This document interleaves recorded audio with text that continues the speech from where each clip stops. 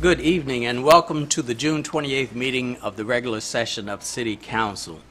If you wish to speak with us tonight or address council, please register with the staff in the lobby. Please indicate item I if the item you wish to speak to is not on the agenda.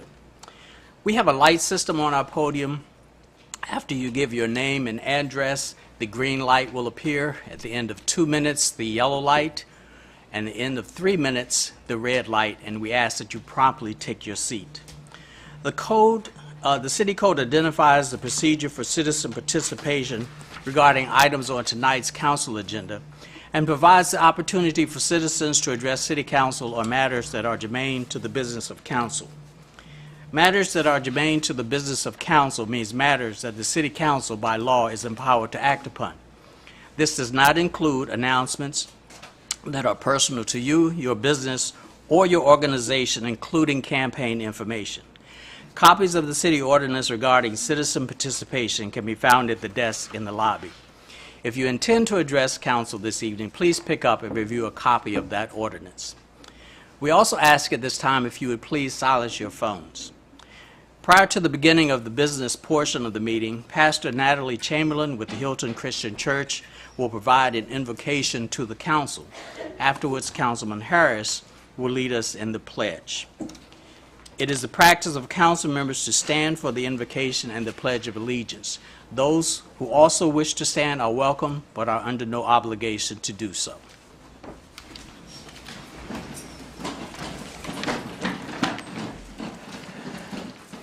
If you would be in an attitude of prayer as in keeping with your tradition. God of many names, the past week has brought renewed attention to the political and judicial events that play out on a national stage.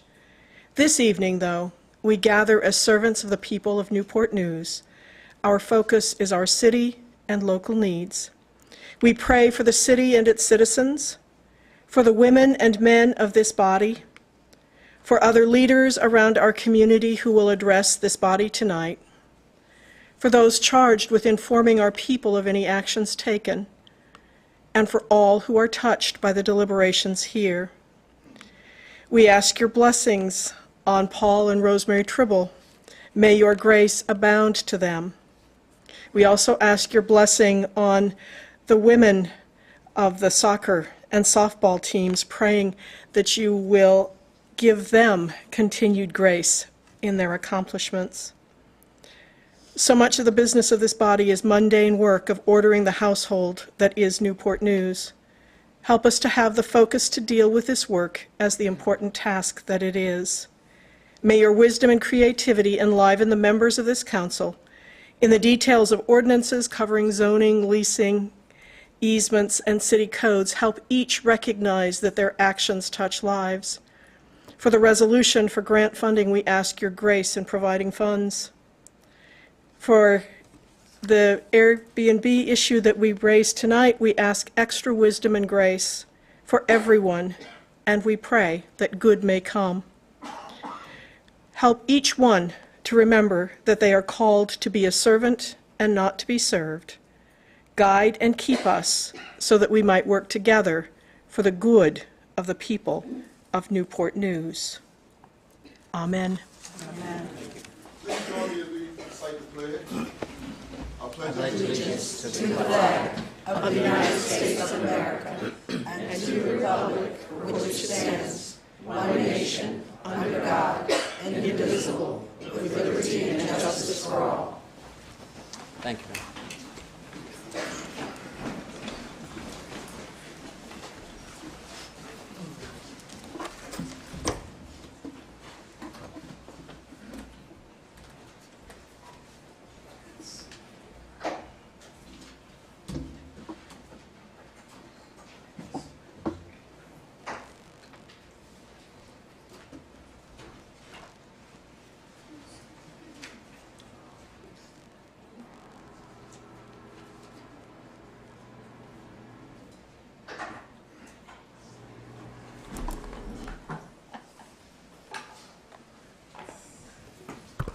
Not that short.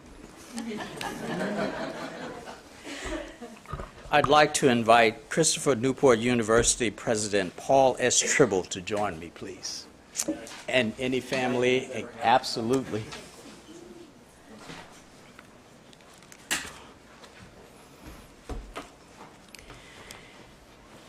I know everyone in this room is familiar with President Paul Tribble and the transformation that has taken place in Christopher Newport University under his leadership. Paul plans to retire on August the 1st, and we would not let him leave without recognizing his immense contribution to our city, our region, and the Commonwealth. Paul was appointed CNU's 5th president in 1996. His vision and perseverance turned what was primarily a community college, a commuter college, into a prominent public liberal arts university. During Paul's tenure, the school's endowment grew from $300,000 to $54 million, and its operating budget grew exponentially. Enrollment also increased from 2,920 full-time students in 1996 to 4,739. Now, while Paul celebrates the numbers and these accomplishments, we all know that what truly matters to Paul and his wife, Rosemary, are the students. Paul and Rosemary have been passionate champions and honorary parents to the students who have chosen to continue their education in our great city.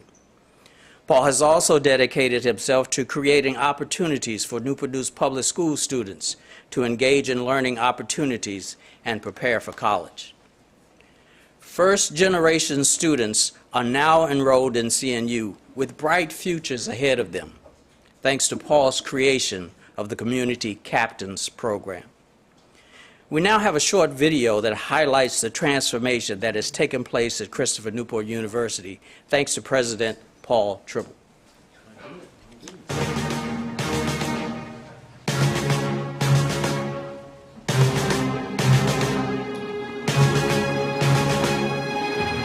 Our mission to inspire leadership and lives of significance is more important than ever.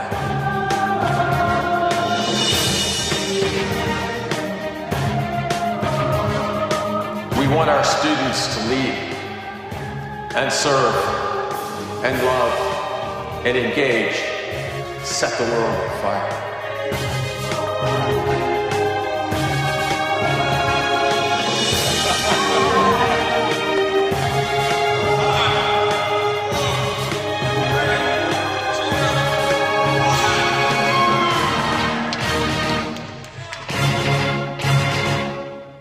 This day is all about the power of great dreams.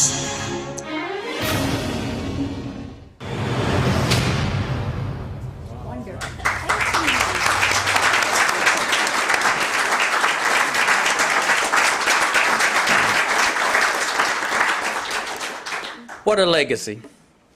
To honor the many ways Paul Tribble has enriched Newport News City Council, we have prepared a resolution.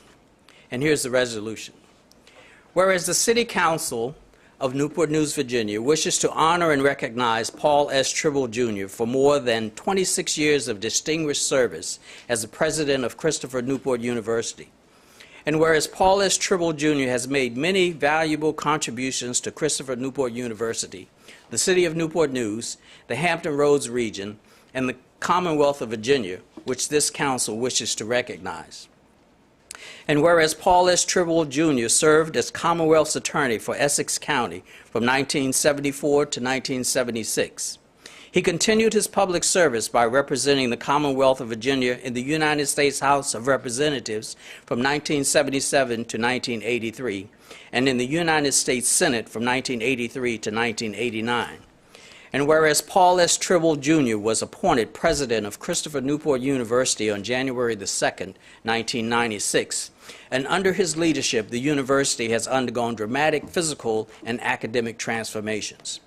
And whereas Paul S. Tribble, Jr. helped Christopher Newport University secure funding necessary to proceed with approximately $1 billion in capital improvements, resulting in the construction of numerous new buildings and the expansion of Christopher Newport University within the city.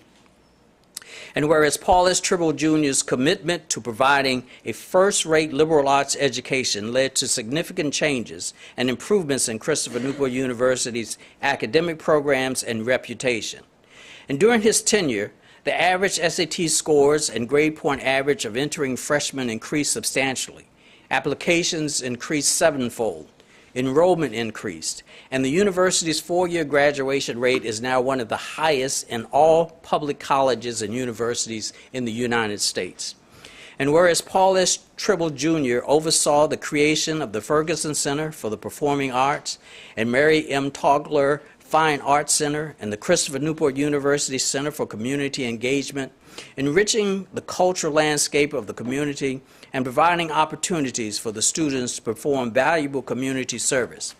And whereas Paul S. Tribble Jr. has announced his retirement effective August 1 of this year, after more than 26 years of service as president of the Christopher Newport University and nearly half a century of service to the city of Newport News, the Commonwealth of Virginia, and the United States of America.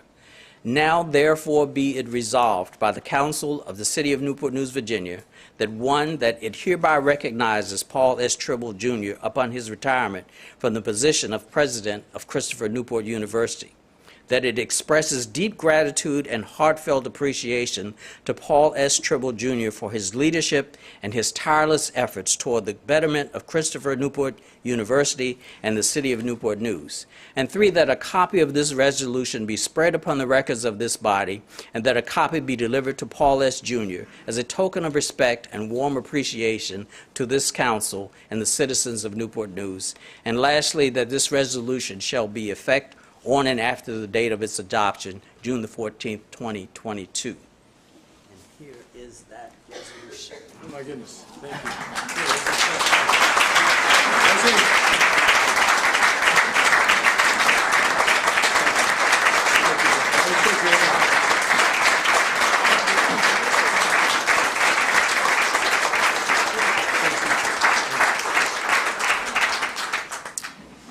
So I didn't have to ask for your applause. That was great. It was done.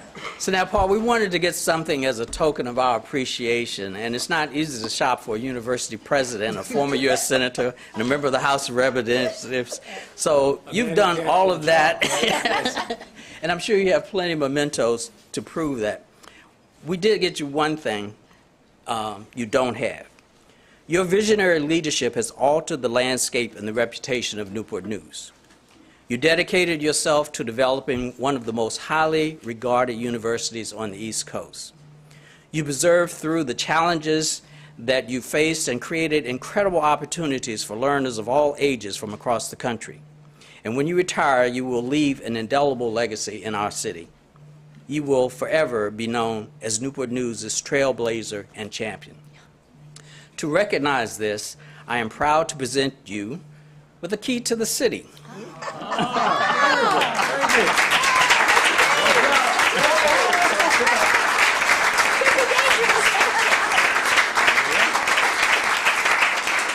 So please know that wherever your journey takes you, Newport News will always be in your home. The work you completed in our city will impact generations to come. And I know you and Rosemary have plans for a relaxing retirement, but I also know you enjoy dressing up, especially when you attend church. So I want you to please wear these cufflinks to remember our time in Newport News. Oh, my goodness. And please join me for a round of applause again for the city.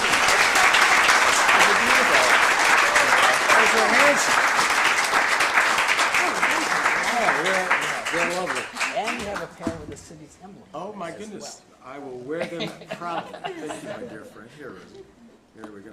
Hold this up here. Thank you, Fran. You're leaving? So now we have seen a lot of Paul at our city council meetings recently. He joined us earlier this year after seeing you clinch the NCAA tournament title for women's soccer, and the first ever NCAA tournament title in CNU athletics. So when Paul attended the city council work session last month, he said he wanted to retire with 2 national championships. So Paul is good at speaking things to life, and this goal was met last month when CNU women's softball team took home the title. So Paul, you now have 2.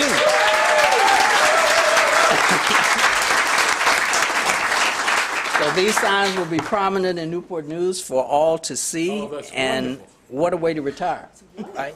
So on a personal level, I have enjoyed our conversations and friendship throughout the years, and your honest insight and words of advice have helped me during my time as mayor, and I'm honored to be able to call you a friend. So now, the podium is yours, sir. Good. Thank you.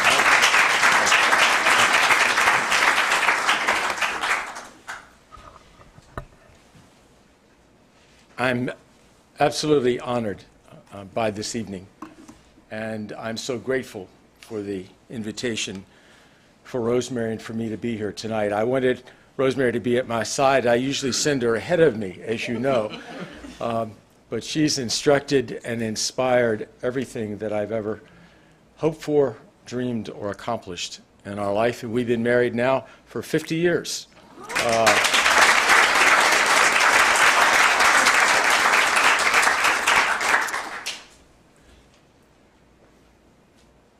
I was 29 years old when I first came to Newport News. I was running for the United States Congress.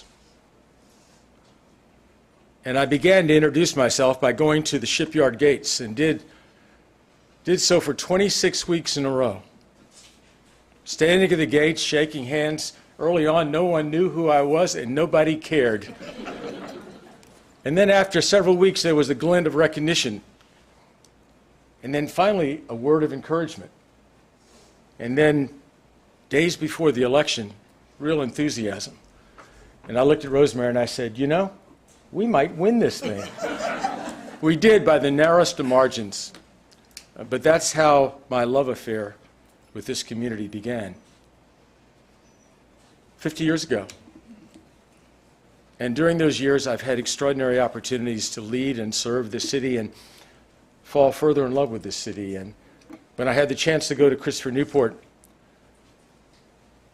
a school that was very special even then, but we launched in partnership with this city, with your predecessor, Joe Frank, and Ed Maroney, the city manager, a dream that we could together create a great university for Virginia, a great university for America. And that in the process, we could enrich the life of this community and provide expanding opportunities for our citizens. And so for all the sweep of those 26 years, this city has supported and encouraged everything that we've done. To this day, with this mayor and this city council, men and women that I regard as dear friends, you're a very able city manager, Cindy Roth, and so I thank you for supporting the fine and the performing arts, supporting our scholarship program envisioned by my chief academic officer, Dr. David Dowdy, that would bring young women and men from this community to our campus and help prepare them for the years following high school, hoping that we would win many hearts and minds in the process, and we could keep many of those extraordinary young people drawn from the public schools of Newport News here on our campus and in our beloved city, so that we wouldn't lose them in the future. So I thank you for that. To my colleagues, many of whom are here, we've created a culture and a community within this larger community that will continue to soar in reach and quality and reputation, led over the course of the next year by Adelia Thompson, who sits in that second row. So I know I'm beginning to filibuster like an old U.S. Senator. But this is one of my final moments, you know? And I always hope that when our tenure came to an end in public service, that we wouldn't be run out of town, but that together we could celebrate lives well lived. And we've been given that opportunity. And I will be forever grateful to this city, to the citizens of Newport News who have believed in us from those early days and taking a leap of faith in giving us opportunities to serve and lead and hopefully leave this city and this land a bit better than we found it. So thank you. Thank you. Thank you, my friends. And my thanks to the good Lord for blessing us so powerfully in our lives. Absolutely. Go Captains.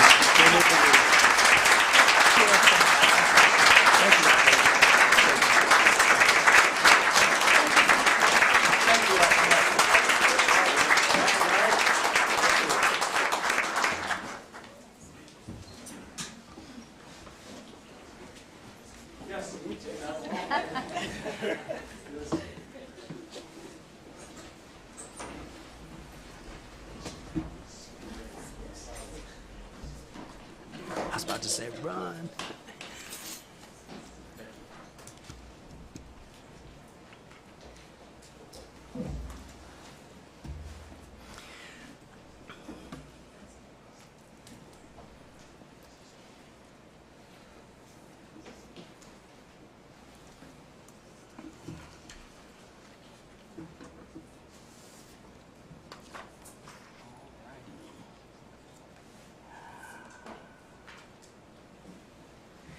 Okay, we are now at public hearings. Page 5, item E1 is a request to adopt an ordinance authorizing zoning text amendment number ZT 2022-0001, amending and reordaining City Code Chapter 45 zoning ordinance, Article 2, definitions, Section 45-201, definitions of certain words and terms to add a definition for short-term rental. The proposed amendment provides a definition of short-term rental in the zoning ordinance. On May 4th, 2022, the City Planning Commission voted unanimously 8-0 to recommend approval of the proposed zoning text amendment, ZT 2022-0001. The City Manager recommends approval, and I see we have a host of speakers, and I will call them as presented. Greg Garrett.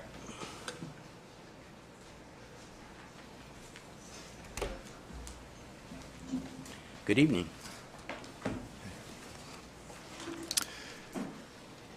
Good evening. I know each one of you, and you think you know who I am. And I just want to say that in October of 1977, 3 things happened. My dad died. I got my eviction notice from Drucker and Falk, not disparaging Drucker and Falk, but I got my eviction notice from Drucker and Falk for my apartment that was $135 a month because I was 2 months behind. And I got my real estate license. Those 3 things happened in the same month. I was renting a one-bedroom, 1-bathroom apartment in Hampton, and the rent was $135 a month, and I couldn't pay it. That's who I really am. I purchased my first rental on 18th Street also when I was 19 years old here in Newport News. It was a 3-bedroom, 1-bath on 18th Street in Stewart Gardens. The only way I was able to buy it, because I'd never filed a tax return, had no credit, had no money in the bank, I was able to borrow $1,000 from a couple of people, a $1,000 down payment, and an old lawyer named Harston Sewell, if you know him or heard of him. He died in 2008. He financed the house for me. And I was able to buy my first rental property. And I was really, really proud.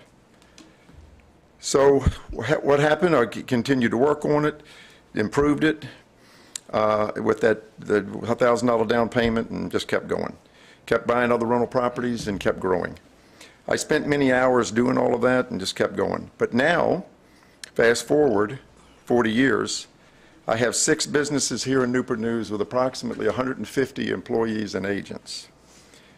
It all started by buying that first rental house on the borrowed $1,000. I've paid millions of dollars to the city of Newport News in taxes between me and my companies. Millions. but it all started with that first house on 18th Street. I'm appreciative of what the free enterprise system has done and the existing freedoms that I've had here in Newport News have done for me as a Newport News business person. This is a wonderful city, and it adopted me as a Hampton boy, full of ideas and hopes. Now I'm a community leader, a donor to local charities, and I give back in multiple ways. But what if I had never bought that first house on 18th Street? Never would have bought the second. Never would have bought the third.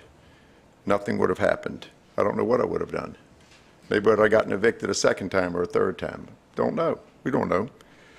Why would we be considering passing a law tonight that is anti-property rights, anti-free enterprise, anti-entrepreneur, and that will add a tax burden to the homeowners because passing this ill-conceived and unnecessary new set of restrictions would be forfeiting taxes that landlords and guests to Newport News are willing to pay? Thank you, Mr. Garrett. Your time is up. Maurice Stanton.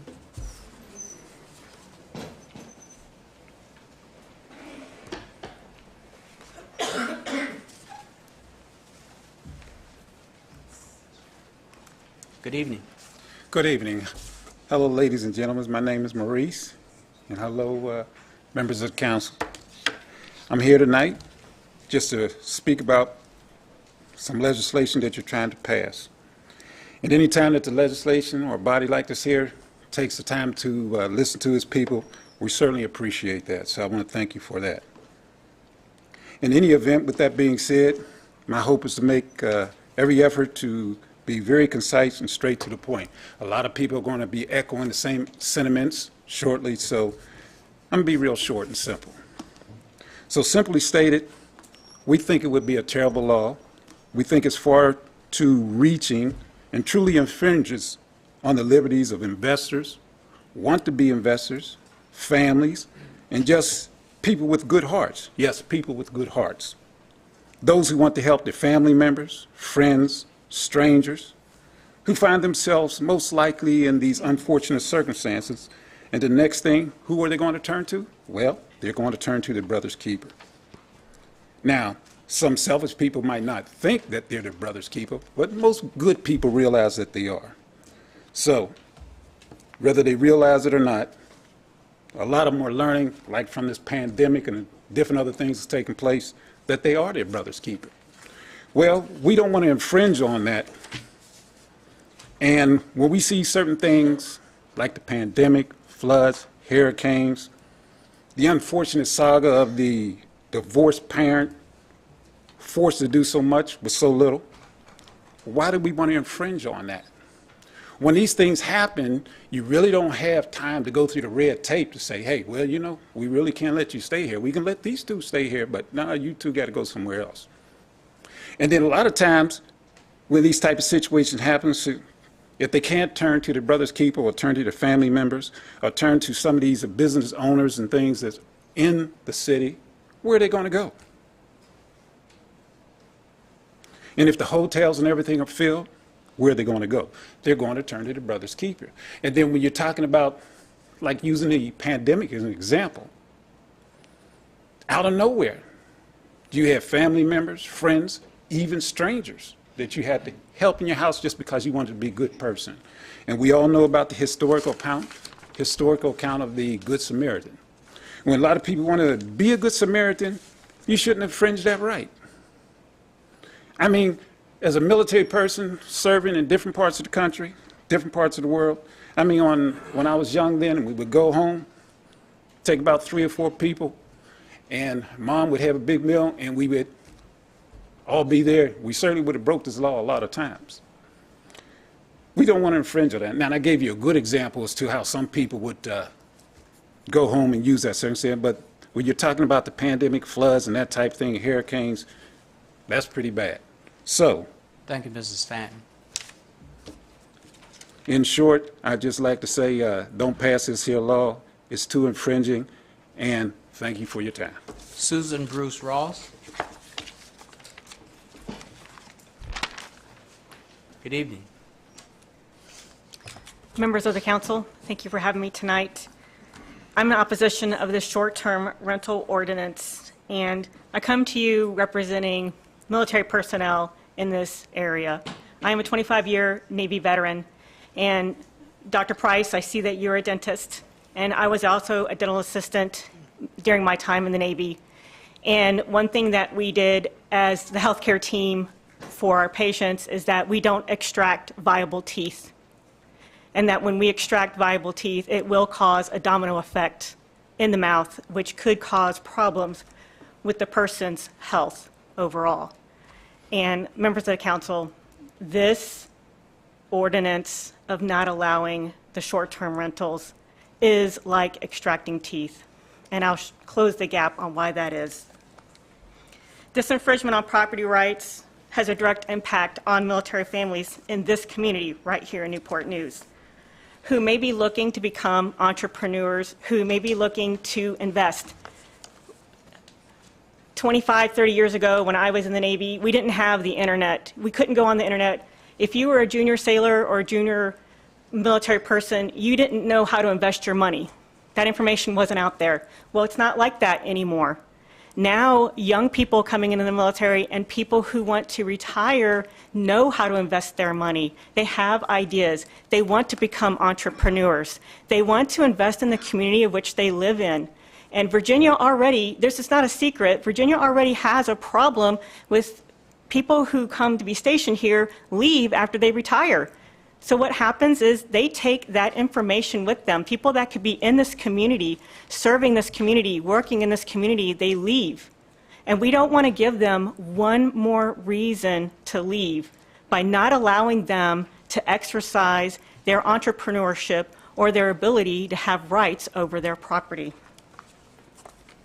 So, Mr. Mayor, Dr. Price, I come to you today asking that this council not vote for the short-term rental ordinance. Thank you. Thank you. Bill Berger.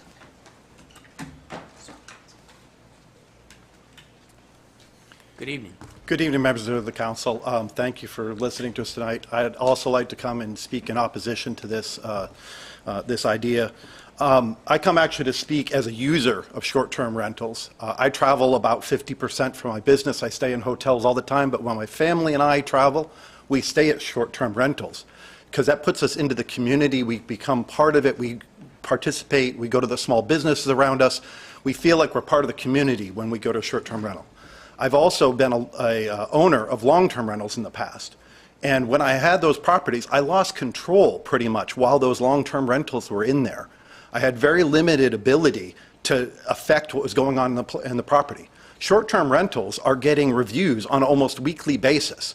You have to maintain your property. You have to maintain the offering that you have there. I think that the specific clauses that are in this ordinance are overreaching. To require a dweller, the dwelling must be a primary residence of the owner, actually is contrary to previous discussions that have happened before the council and at the planning commission, that it talks about the purpose and the expectation is this going to be a single family unit. Single family unit is going to go into an empty house, which means you now have the owner who has to leave the area and not be there to supervise. I've also looked at, I had considered investing and getting a property next to me. I could have managed that. This ordinance would not allow that. Also, it allows limits to 6 people. Well, many times in the short 2.5 years I've been here, this has already become the place that my extended family comes.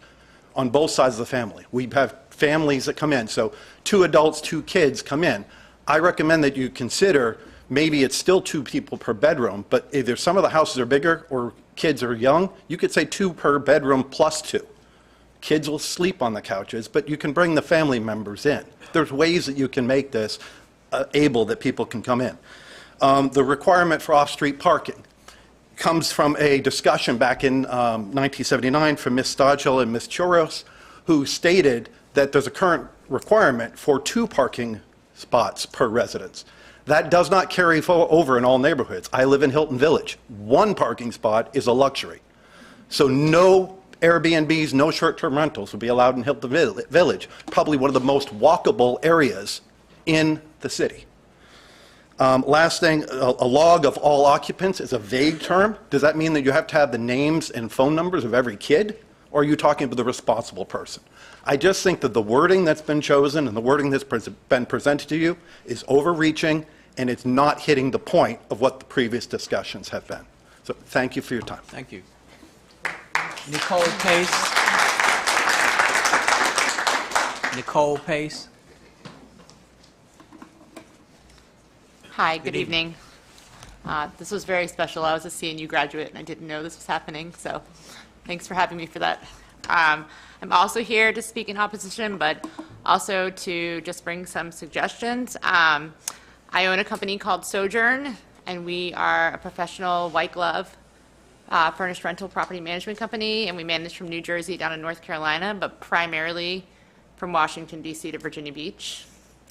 I've sat on a lot of committees that help cities become welcoming to vacation rentals and short-term rentals.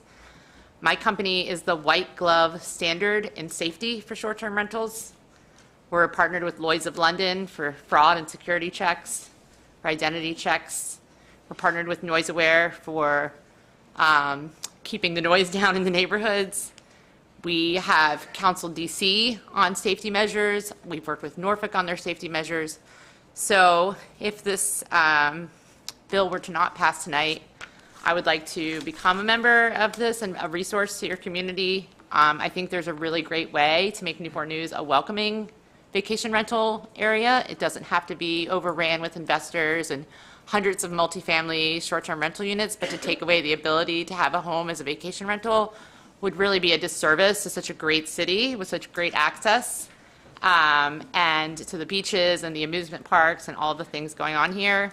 And personally, I do have one here in Newport News, and I just want you to know that right now, we're housing a family that's visiting their son at Fort Eustis. They're here for a couple weeks. They have their dogs. Like, it's a great experience for them, and I'm sure that they would have just stayed in a more welcoming city had Newport News not had this option for them. So I'd love, if I can stay for the rest of the meeting, and if this were not to pass and you guys are to rediscuss it, I would love to join any kind of safety or welcoming committee for your vacation rental homes here in Newport News.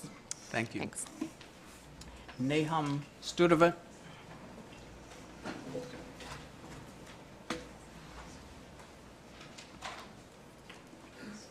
Good evening. Good evening. I'm Nahum Sturdivant.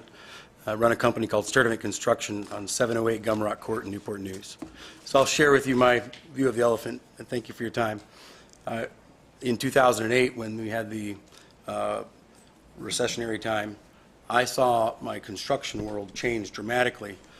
In fact, our average sale was around $27,000. It bumped up to about $110,000 for a couple of years on average projects because people were hiring us to do master bedroom additions or bonus rooms over garage so that families could consolidate to survive the recessionary time and then rent out their other home. And so my view of the elephant is that the restriction of limiting short-term rentals in a time that's highly inflationary while simultaneously potentially a recessionary time that could be prolonged. It would be a disservice to the citizens to limit their ability to be semi-entrepreneurial even if they don't own their own businesses with their own real estate where they can consolidate households and rent out their other home. And short-term rentals certainly is a lucrative way to do that. I would propose, as some of these other people did, maybe a law that's more along the lines of an if you prove to be responsible and what those standards would look like rather than a no one can do it type standard. To reward people for being responsible, landlords that have white glove, as she said, high quality places that are responsible, that don't allow frat parties and that type of stuff. Certainly, I understand the concern. If you've got a neighborhood where somebody's got constant parties going on and they're incentivizing that, I wouldn't want that in my neighborhood either. And I wouldn't want millions of extra cars coming and going and that type of thing. So I understand the concern. I'm just sharing my view of the elephant. And in Paul Tribble's words, when he was sharing lead, serve, love, and engage, I think there's a way to do that with short-term rentals that is also advantageous to the city as well as the people. Thank you for your time. Thank you. Sebastian Wieland.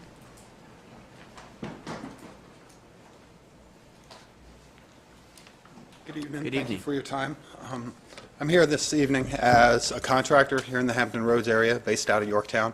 But I do a lot of my work actually in the Hilton Village area, where I have worked on a few short-term rentals in the area. I know all the ones that I have worked in have actually been pretty much, as they said before, white glove quality, people that actually take the time to verify the guests that they have been coming in, not creating a disturbance for the neighborhood itself. I'd also like to present some information where actually the California State University had a review that they actually placed in the Harvard Business Review that actually showed that in certain areas where they studied, a short-term residency and residential permits, on average, for every 1% increase in Airbnb listings, it led to a 0.769 increase in permit applications, which actually grew revenue both for the city and for companies in the area themselves as well. In areas that actually led restrictions against short-term rentals, it reduced property values by a total of up to $2 billion and tax revenues of up to $40 million per year. It also showed that people actually, the permits that they were applying for in these areas where you had Airbnbs were for accessory dwelling units, like the gentleman before said, actually extra bedrooms or above the garage actual areas and such, where people would actually be able to rent out and such. And that there was actually a 9% rise in non-ADU permits and 17% rise in ADU permits for areas that actually allowed short-term rentals. That's pretty much all the information I have this evening. Thank you for your time. Thank you. Joseph Hare or Har, I'm not sure.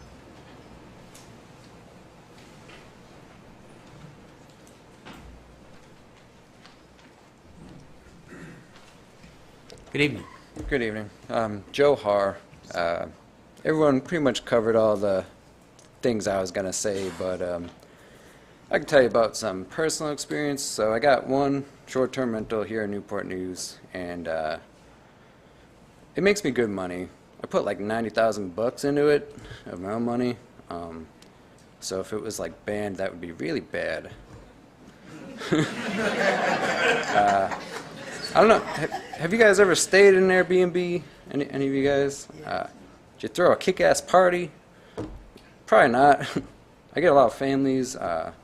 Most people, they come to like see a graduation at CNU, or had one guy who was like here for like cancer treatment for like 2.5 months, more comfortable in a Airbnb house than a hotel. Yeah, just that kind of thing. Yeah, I don't know. My house is like way better than a hotel. People tell me like, oh, it's the best place I ever stayed in. Like, it's so nice. Like, we get a lot of families there. It's family friendly. I also get a lot of people that come here, not for Newport News. They come here for like Williamsburg or Norfolk or Virginia Beach. If I was banned, they would just go there. They would just go spend money there, eat there, that kind of thing. So I think it'd be in the city's best interest if I could still make money. Especially with like, wages, stagnant, all that stuff. So anyway, that's all I got. Thank you.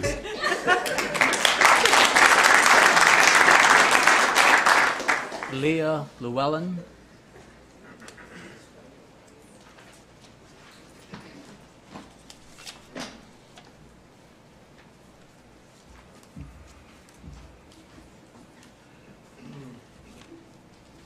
Good evening. Hello, I'm Leah Llewellyn, and it's 800 River Road. And I'm coming here tonight not only as a small business owner, but as a Newport News Public School teacher and the proud parent of 2 children in Newport News Public Schools. Recently, my husband and I purchased a building in Hilton Village, and it is my dream come true. I am a history teacher, and this building is amazing. Right now, it has a thriving salon in the bottom, and we were able to turn the top into a short-term rental.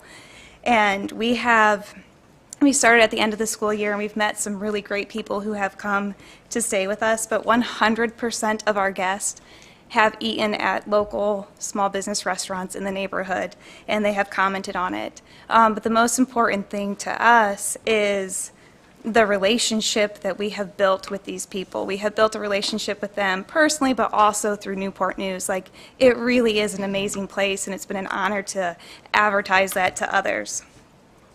With that said, to show my appreciation to them, those personal touches are things that they wouldn't have gotten from a hotel. Things, last weekend there was someone in town for a wedding and she didn't have a wedding card, and I ran out to the store and was able to get one for her. Just things that reaches out and builds that connection with others. So with all of that being said, thank you for this opportunity, and I really hope you take a chance to look it over and think about those personal touches that we're able to give people who are struggling or celebrating and coming to our city. Thank you. Logan Beck.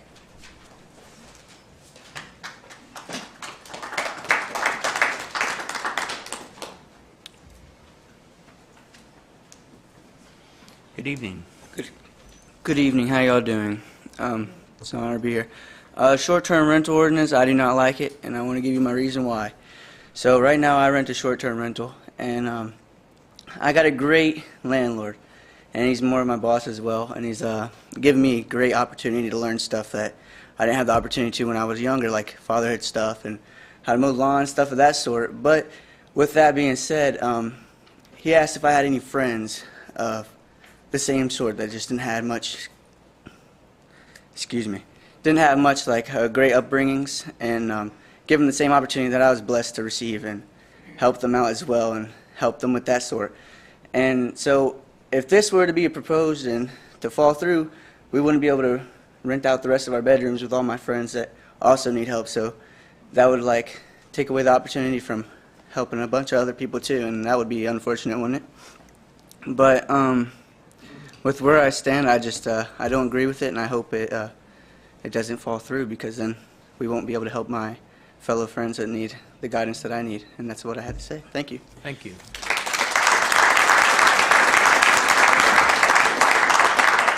Ali Afanja.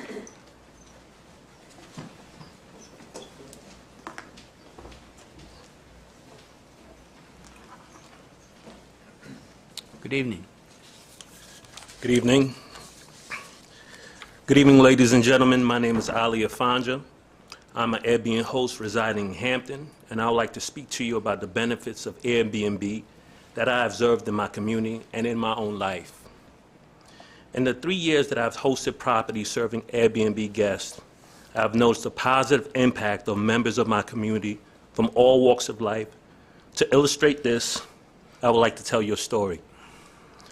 When I was first started hosting at Airbnb, I hired a woman to conduct housekeeping on my property.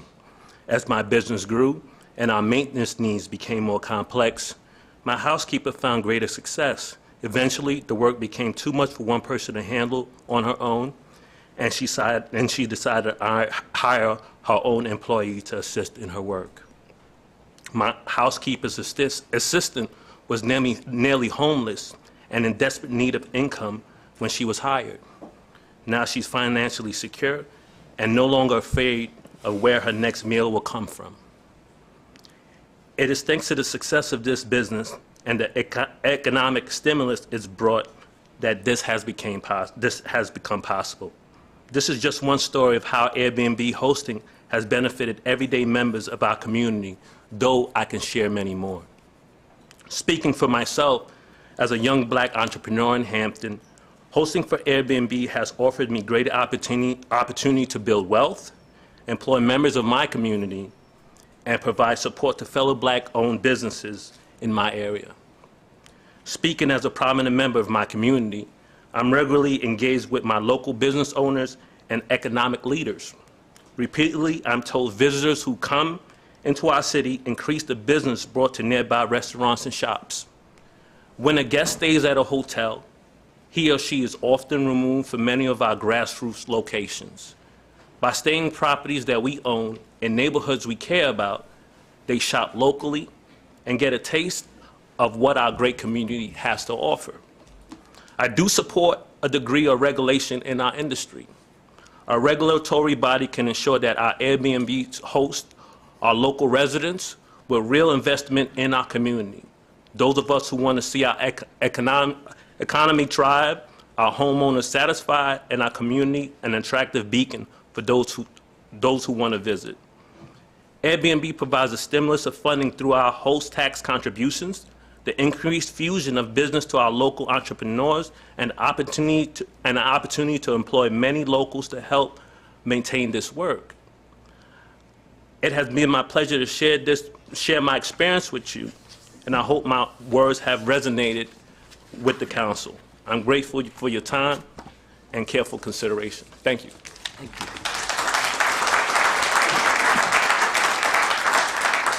Gary Spivey.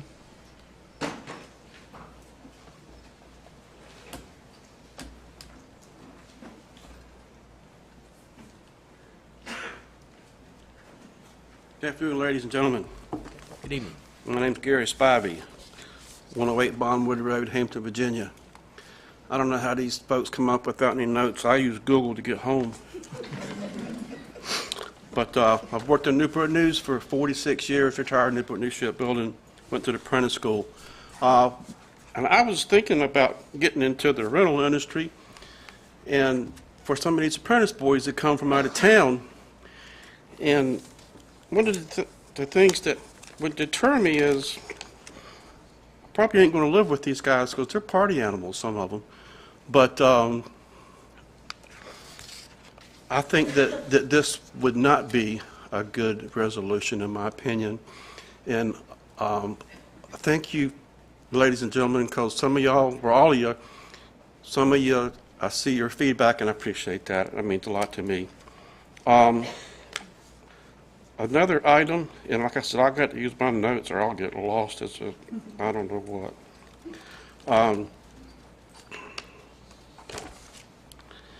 One of the items I disagree with is families or people over 6 residing in a house.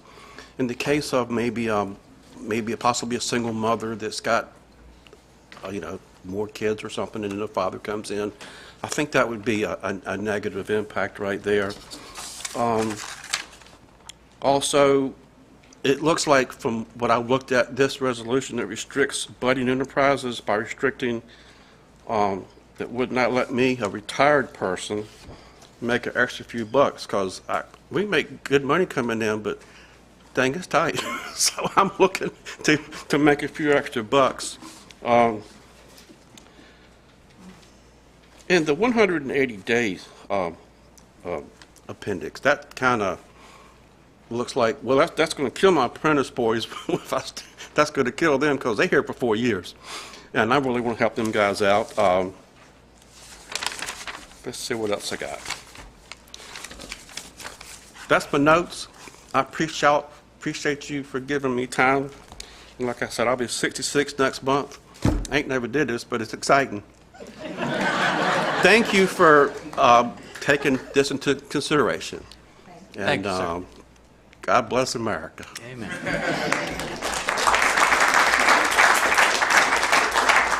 Jay Pevden.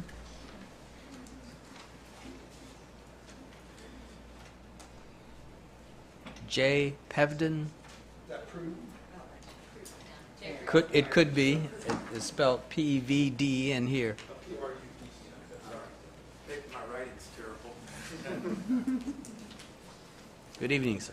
Good evening. My name is Jay Pruden, and I live at 48 Dillwyn Drive. And I didn't realize this stuff was happening in the background. I got a call and said, you better come up here and talk because there's an ordinance out. So I guess what I'm going to do is I'm going to be specific about the impact to me. I've owned rental property and houses in this Newport News for 30, 40 years, but usually just one. And in January 2020, my wife and I decided we were going to do short-term rentals in an Airbnb and rent out the garage room over my house, which is a detached garage. So when I look at this ordinance, I'm basically out of business because the second item on there puts me out of business because I can't have a detached garage. So let me give you an idea of my background. I have rented out probably 220 days a year for 2.5 years. I had probably $11,000 of income on a yearly basis using this Airbnb, and I've interfaced with 185 guests per se over the 2.5 years. I have a 4.95 rating, which is you can't go any higher than 5, and I've had 0 complaints from either a customer or my neighbors. So I can't believe it's your intent to eliminate the service that I'm providing for Newport News, because I'm having a hard time grasping that, because, you know, I have my customers that are driving down to Nag's Head and want to stop in Newport News because they're too tired to go forward. I had a CNU parent last night for a student visiting. I've had people visit the soldiers at Fort Eustis. I've had interns from Richmond come down for Riverside for the college there to do their internships. So I feel like I'm providing a service for the city by having this thing, and I'm enjoying the income from it. The other aspect of this is I'm not sure what's driving this. If we're talking about taxes, I do pay a sales tax for the state of Virginia. It's 7%. It's automatically pulled and my customers pay it. So if Newport News is looking for an occupancy tax, I see no reason why that can't be pulled out from my customers and paid directly to the city of Newport News. It's been done in 5 localities in Virginia, and I don't see why Newport News can't be the 6th if that's the issue. So I guess my point is I'm not sure that the intent of this is to actually put me out of business. So I ask you to consider this a little bit more. I think there's a compromise somewhere that we can to not put people out of business that want to do there, because I'm an owner and I can't do this. So thank you very much. Thank you.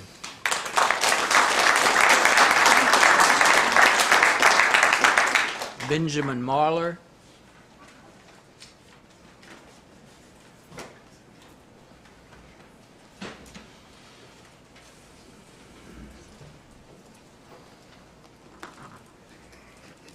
Good evening. Good evening. I'm very thankful to live in a country and a city where we have the freedom to do something like this, and that's why when I heard about what was going on, this ordinance, you know, is that freedom, right? That's what really compelled me to come here and speak today. I hope that Newport News does not join this, national trend of taking freedoms away from regular people, young business owners and entrepreneurs like myself, opportunities and benefits that, were available to previous generations will now maybe not be available to myself or my children. Because the decisions that, we make, you guys make, they last a long, long time, for generations, so this is not just going to affect us here in this room.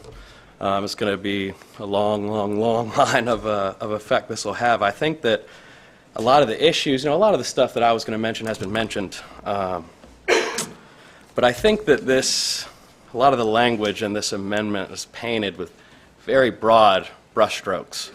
I feel like with a little more digging in effort, there would be much more nuanced, sophisticated ways, language to tackle some of these issues more acutely rather than,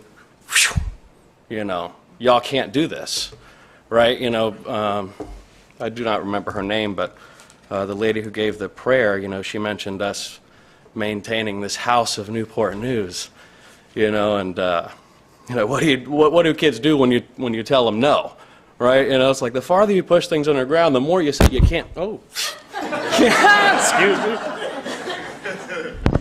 Mic test. Yeah. This is the more you say you can't do something, though, the farther you push things like underground, right? The more it kind of the more unsafe it gets, and I don't know. There's a lot of I know not to sound extreme, but a quote that I thought about today, something that I remember hearing. It's like the road to hell is paved with good intentions, right? And I know that that's very extreme right now, and I know that there's no bad intentions here, right? I'm sure anyone who wrote this ordinance does not have bad intentions, but there's going to be a pretty bad butterfly effect of, that trickles through a lot of members of our community, families who, you guys, I'm sure, are probably pretty stable in your lives at this point, but in real life, a lot of people aren't, and need the freedom of mobility. And the freedom of choice on how they want to make their money, right? I just don't think taking all this away, will serve Newport News for the better. That's pretty much all I got. But thank you guys for the time. Thank you. Ty Palmer. Ty. Good evening. Good evening. Ty Palmer, 103 Nantucket Place. Mr. Mayor, members of the council, I first want to express my gratitude to you. I served in your position in a distant city council once, and everyone kind of let me know that I retired at the right time. It was January of 2020. It's like, what a great time to get out of government. Worked out quite well for me. But I packed up my family and I moved here to Newport News. My family, we've had this desire for several years, or we've wanted we love to get out and to explore everywhere. We just pick a direction and go for drives. And what better place than this peninsula and this part of the state of Virginia, the Commonwealth of Virginia. Forgive me, I'm still working on getting used to that. And so we opened, sorry, lack of articulation here. I literally was up the entire night putting the finishing touches on our Airbnb that the listing went live yesterday. We had two major intentions with making this purchase. One, my family's in Idaho, my wife's family's in Nevada. My wife has 13 siblings. We don't want them all coming at once at any given point, for sure. But we wanted a place for them to be able to visit us and not be in our home, but be able to, them go to the expense of getting here and then us take care of them when they are here. So we wanted a place for them to be able to stay, but to be able to do that, we had to have a revenue source from that place as well.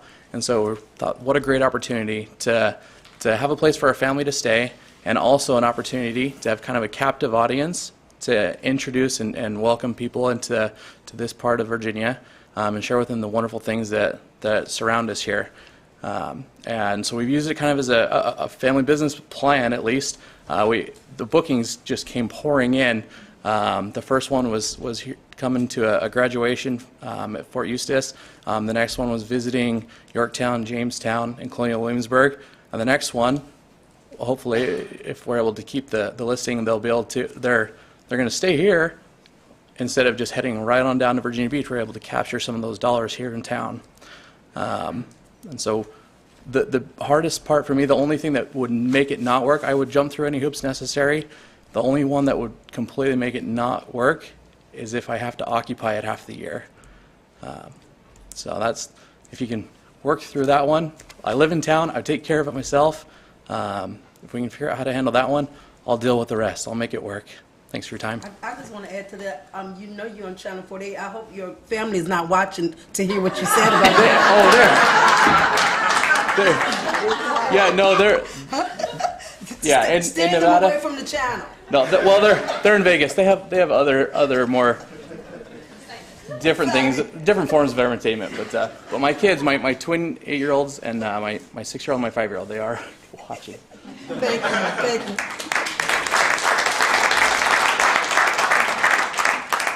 Dana Robbins.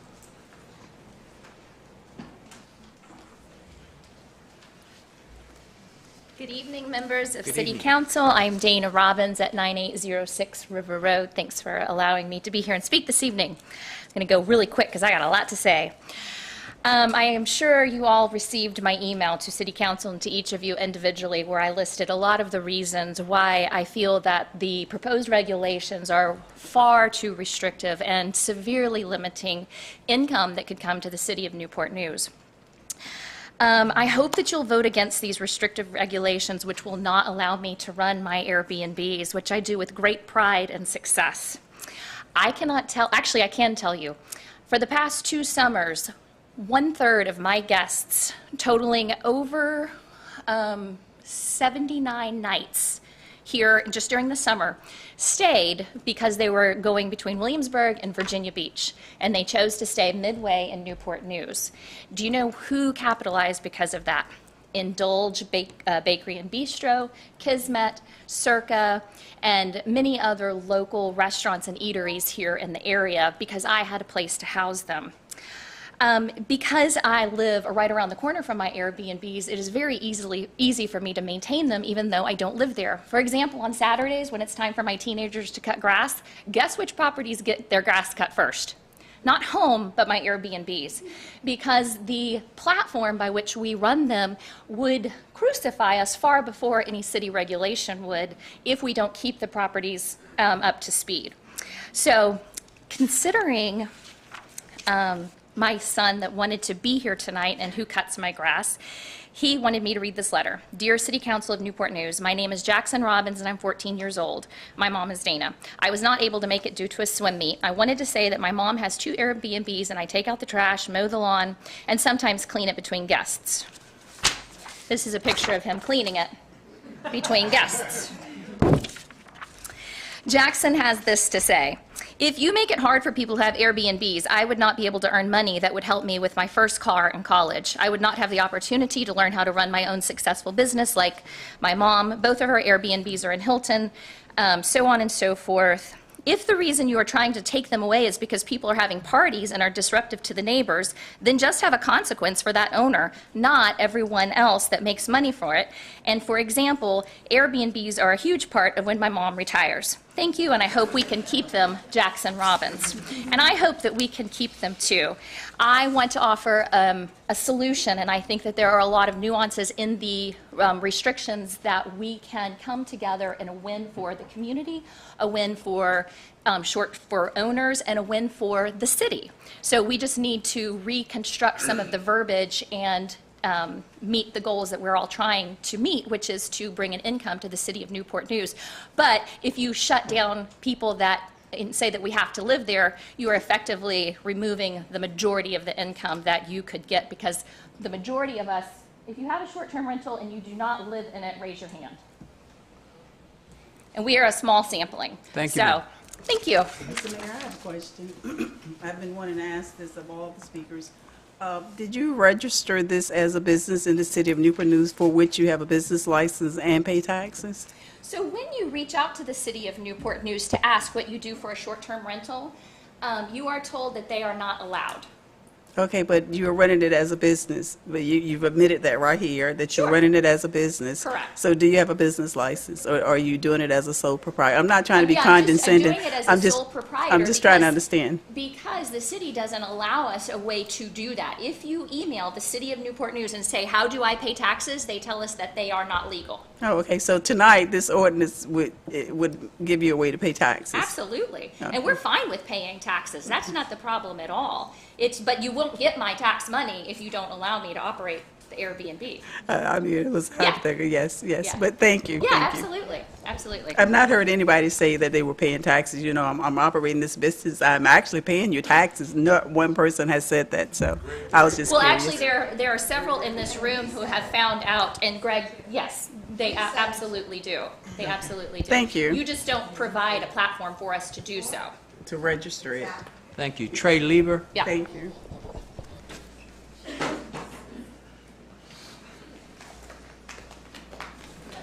Hello.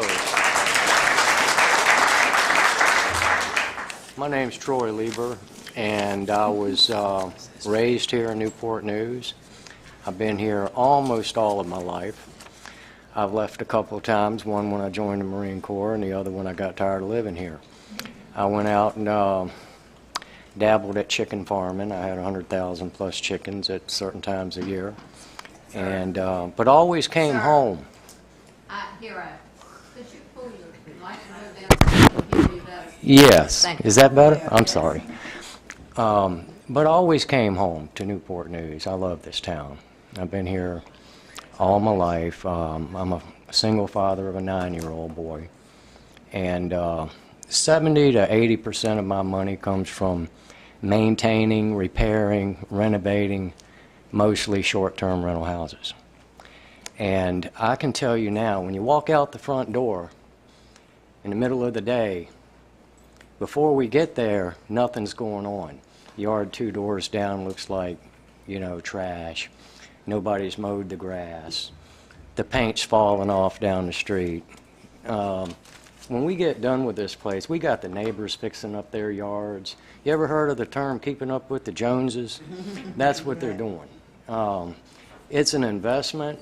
The people I do the work for, one of them, Mr. Garrett, not limited to him, but they're very appreciative of good workmanship. The fact that we spare no expense. Everything is tip-top condition. I don't believe I've ever seen a short-term rental that's in disarray of any kind. We got fresh paint on the walls, fresh siding, fresh metal. We go in, we'll spend $30,000, $40,000 just fixing the place up. And if that's not an inspiration to the neighborhood, nothing is. Not to mention the property values and the goods and materials we buy from the local stores. I don't know how much they pay in gross receipts tax, but if you add up what we buy and what the next contractor buys and what the next contractor buys and all that, we're a big part of this community financially, tax-wise. The real estate companies who are doing this, they pay a lot of taxes, a lot of gross receipts taxes, a lot of they have a lot of employees. It's a livelihood. You can't just take it away. It's a livelihood. And we're good people. We work hard. We're proud of our work. We're proud of the places that we have.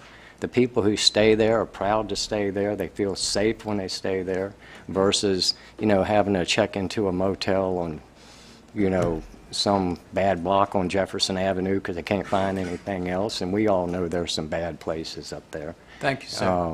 Your time is up. I'm Yes, sorry, thank you, sir. Thank you.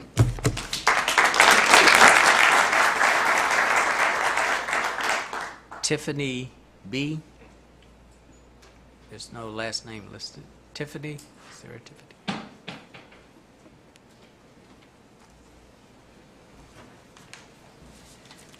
Good evening. My name is Tiffany. I am a Newport News resident. I live on 910 Monitor Court. I'm extremely nervous because I've never been in one of these. I just wanted to come and speak as I'm a nurse in the community. I recently relocated back here from Baltimore, Maryland. I am also a travel nurse. I'm an intensive care nurse, and I just want to say that I'm completely against this. Through the past couple years, we all know we've been in the middle of a pandemic. One thing that I have been able to provide my community at this point with this job is to be able to go not only to big cities where this is allowed and provide services and intensive care skills to communities that were lacking staff, but also go into those rural cities where they do this. And we were allowed to supplement and bring skill sets to those areas that didn't have them. I don't know if you know right now, but currently in your city, these hospitals are very short-staffed, which is why I came home. They're very short-staffed, and when I say short-staffed, let me give you an example. As a intensive care unit nurse, I usually have 1 to 2 patients on a normal day before the pandemic. During the pandemic, I maybe had 3. Right now, there are hospitals that are starting to unsafely push us to 4. And as an intensive care nurse, let me give you an understanding. I breathe for you. I help you urinate and defecate. I help you blink. Anything you need, I help you do it, which is why 1 to 2 is a safe ratio. When you guys get short-staffed, I like to call my friends so that they can come and stay. One thing travel nurses don't like to do is stay for 6 and 9 and up to a year in a hotel. And that's a big enterprise, but also they bring tax dollars and money here because they typically get paid. The summertime's a little slower because a lot more people come here to visit, but they can get paid up to $11K a week for several weeks, and they bring that money and they spend it here. So I just think it's just a terrible idea, but also the investment opportunities will dwindle. There are neighborhoods still in our city, but also in Baltimore and other cities that have those dilapidated areas that people just don't purchase homes in because nobody wants to purchase those type of homes. But when you can bring short-term rentals there, we do purchase those homes and we change them.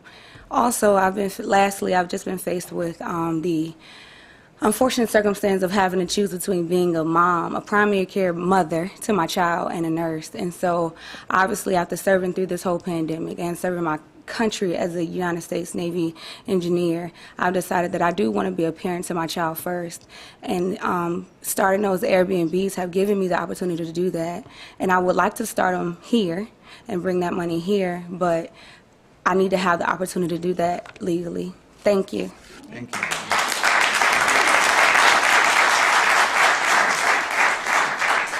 David Westberg.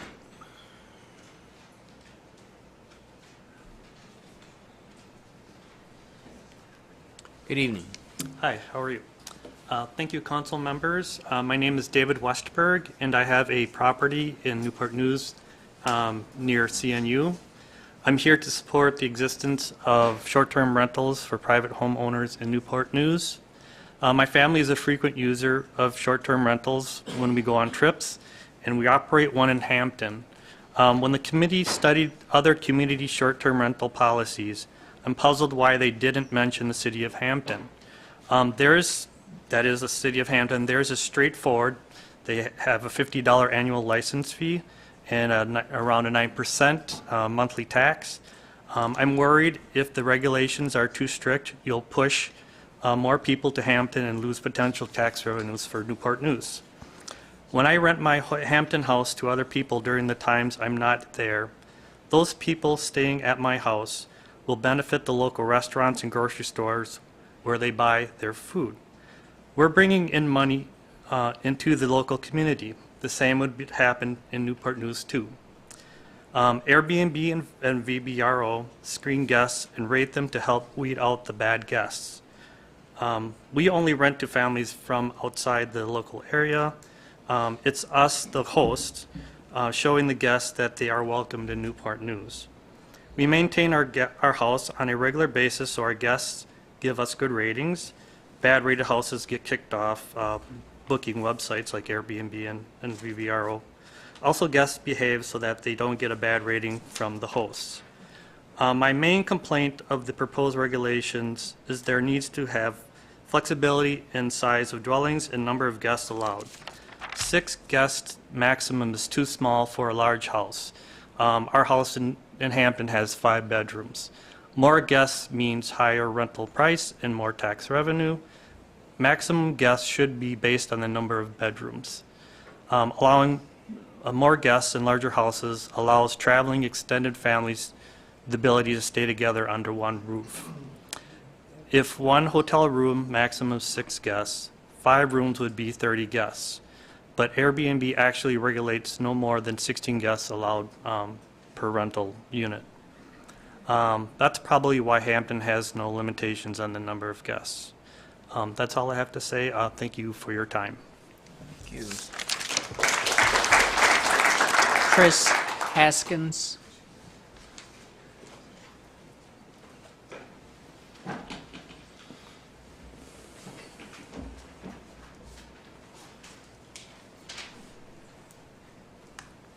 Good evening. Greetings, councilmen and women. Good to see you. For the life of me, I've been sitting over there in my seat trying to figure out who is actually for this new ordinance. Maybe when tonight we'll hear somebody that will do that.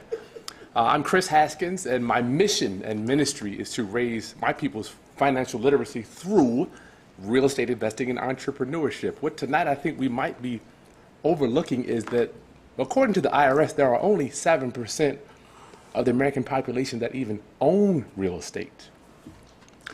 I don't know about you, but over the past few years, real estate has gone up, and I'm trying to understand how can we even afford to buy it with the salaries that we make. And further, I'm looking at my parents possibly living on Social Security. Perhaps they could have an Airbnb to supplement their income. But it is impossible to do that with prices up and a traditional tenant. I don't know if anybody in here has ever dealt with traditional tenants. I'm sure we have.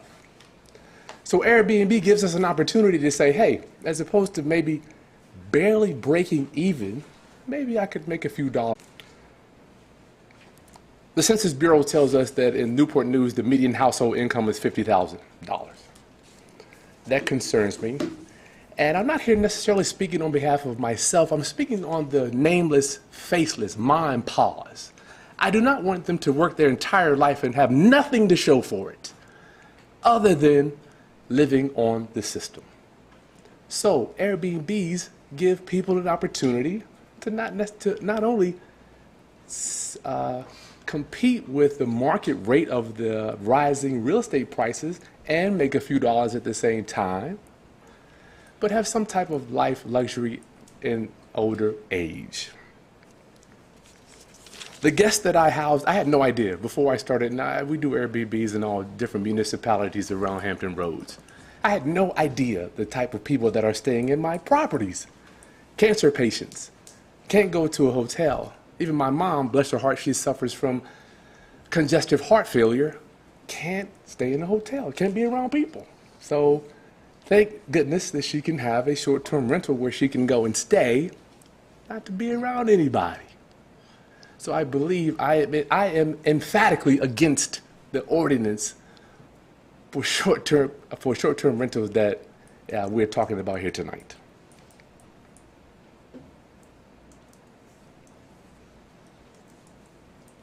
And lastly, the amount of money that we give out to the Newport News community with our workers. I heard the young lady talk about paying taxes. I wish I could get back $1 of real estate taxes that we pay every month to the city. People that are our workers, and they come in and clean the units. And all the contractors that we hire that you have heard from this evening. I want to thank you for listening to me, and please, no against the short-term rental ordinance. Thank you. Thank you, sir. Amy Hiley.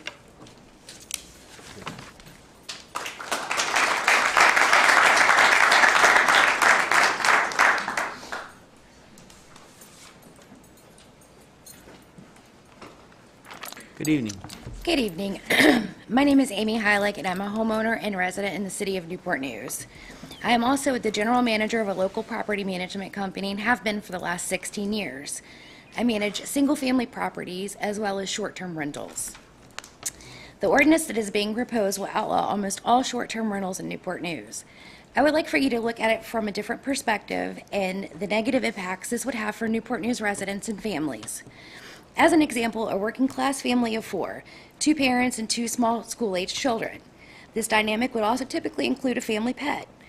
Let's say the unimaginable happens. A family's worst nightmare. A family's worst nightmare. A fire happens, the sewer backup floods the house with wastewater, or a tree falls on the house.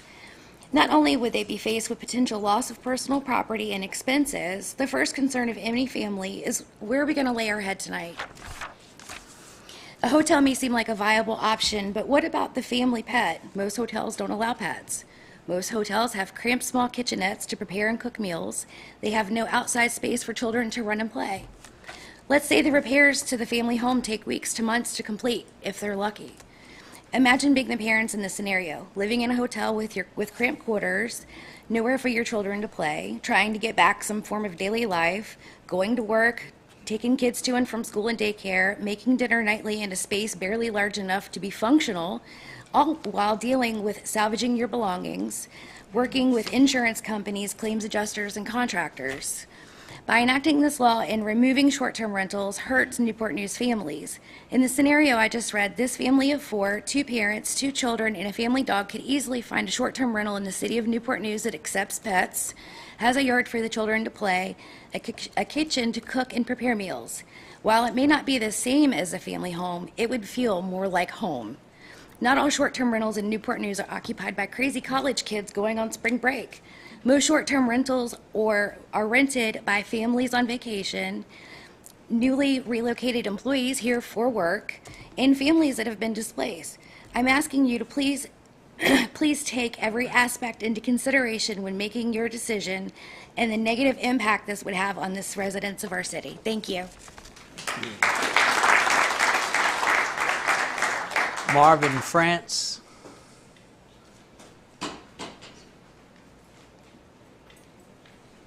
Good evening. Good evening.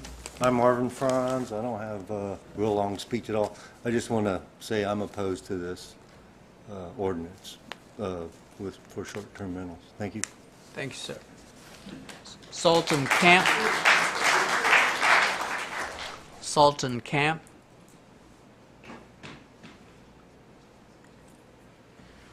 Good evening, Council. It's a pleasure to be here today.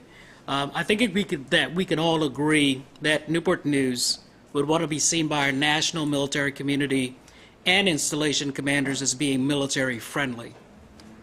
Roughly about 600,000 active duty and transitioning military families move every single year. And these days, they're not moving into military housing. They're moving to their next duty station. where they can face isolation.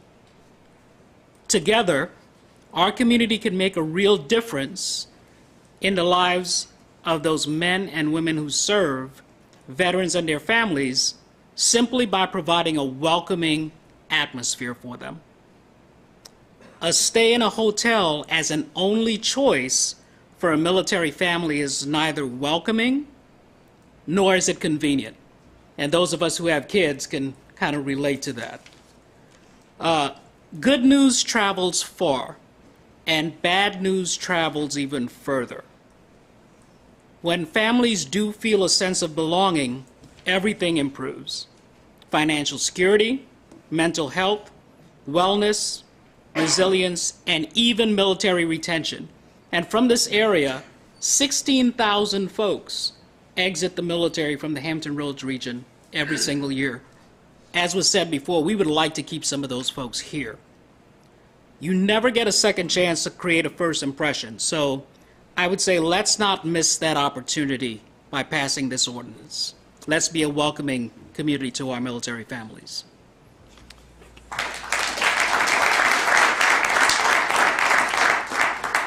Mary Ellen Smalls.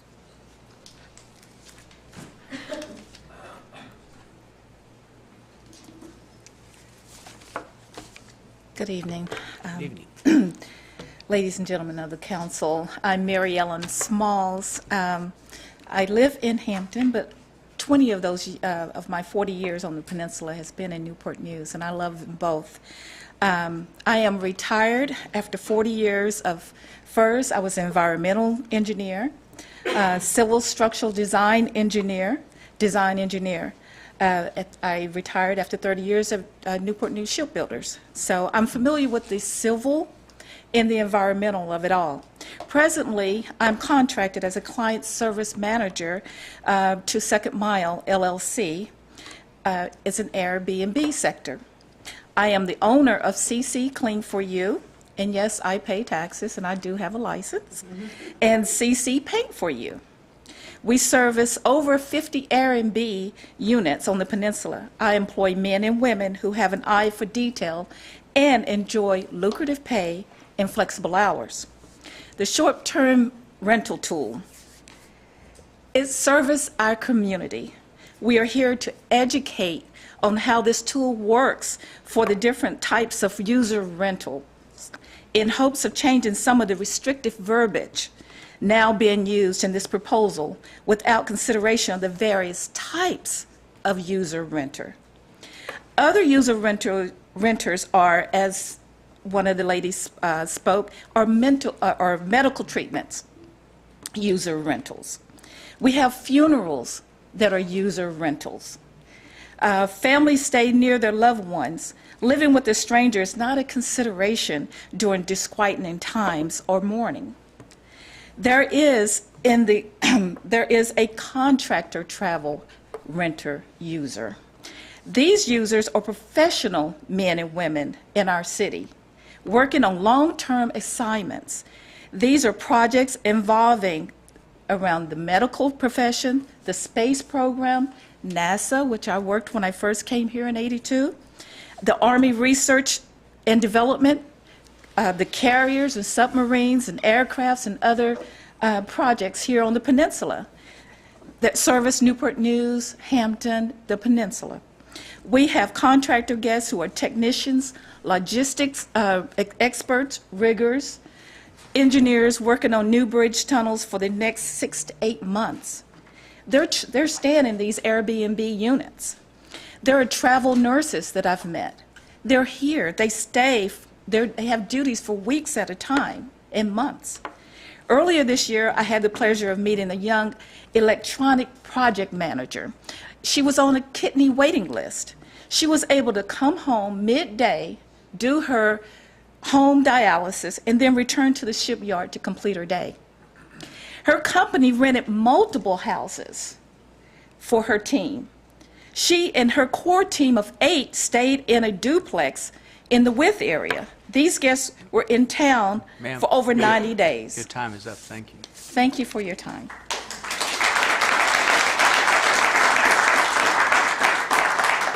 Steve James.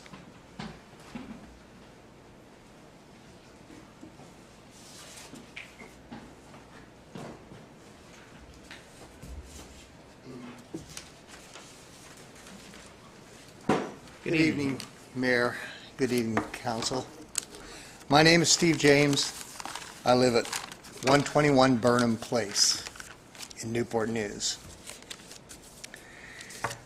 A lot of people have already touched on what I was going to say tonight. So I'm going to start by telling you I'm an artist. I'm a musician. I'm a recording artist. And I had a very good career here for 10 years in the 90s. But I was kind of not happy with my surroundings in Newport News. It was boring, to be honest with you, and I missed the excitement of a beautiful building, of something that can touch your heart. So I moved to the San Francisco Bay Area for 10 years. And I got what I was looking for there. I did find out I wasn't quite the liberal I thought I was, but then I came back to get married. And wow, when I saw what Paul and Rosemary Tribble built, and I live in Glendale. I see it every day. I walk by and you drive by it and you can't help but go, wow, I'm so proud to be here in Newport News. I love it. Look what they're doing. Until this ordinance we're talking about, how like the only place you can stay is a hotel. I mean, like if I wanted to buy a house, a 5-bedroom house, and have an Airbnb, I could only have 6 people in it, even though it could sleep 10. I could have make sure that the woman who just had twin babies, they can't stay in the same room according to this ordinance. So that puts a damper on it. I mean, we all, like for instance, we have to keep moving along. We used to use dial phones, and now I have cell phones. We have different ways of communicating. We have different ways of travel. People travel Airbnbs, so they don't have to stay in different hotel rooms. They can live as a family while they're here. Actually the standards are really high with Airbnb and Vrbo and those kind of places, just like with Uber and Lyft that we use now to get around town. I used to have to depend on taxis. They're expensive. They're well, the last one I used didn't smell very good. I'll just put it that way. And so I love using Uber and Lyft because it's all modern, and we're changing. And like Newport News is changing because of CNU. Like it's just becoming a wonderful place to live. And so I just want to let you know I'm against this ordinance. And I think it requires more thought. It's like we're trying to solve a problem that doesn't really exist. Thank you, sir. Thank you.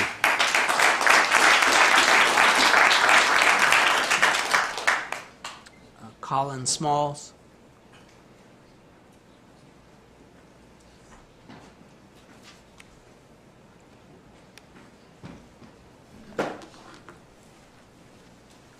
Again, I'm Mary Ellen Smalls. Colin Smalls is my 22-year-old son, and the other young man is Ryan Hill. They've been friends since elementary school in Hampton, and they both work for CC, but they're shy. They're shy, and they didn't want to get up to speak. You can't speak for them, ma'am. I'm sorry. That's all I wanted to tell you. Thank you. Ryan Hill. That was the other young man. Okay. Adam Garrett.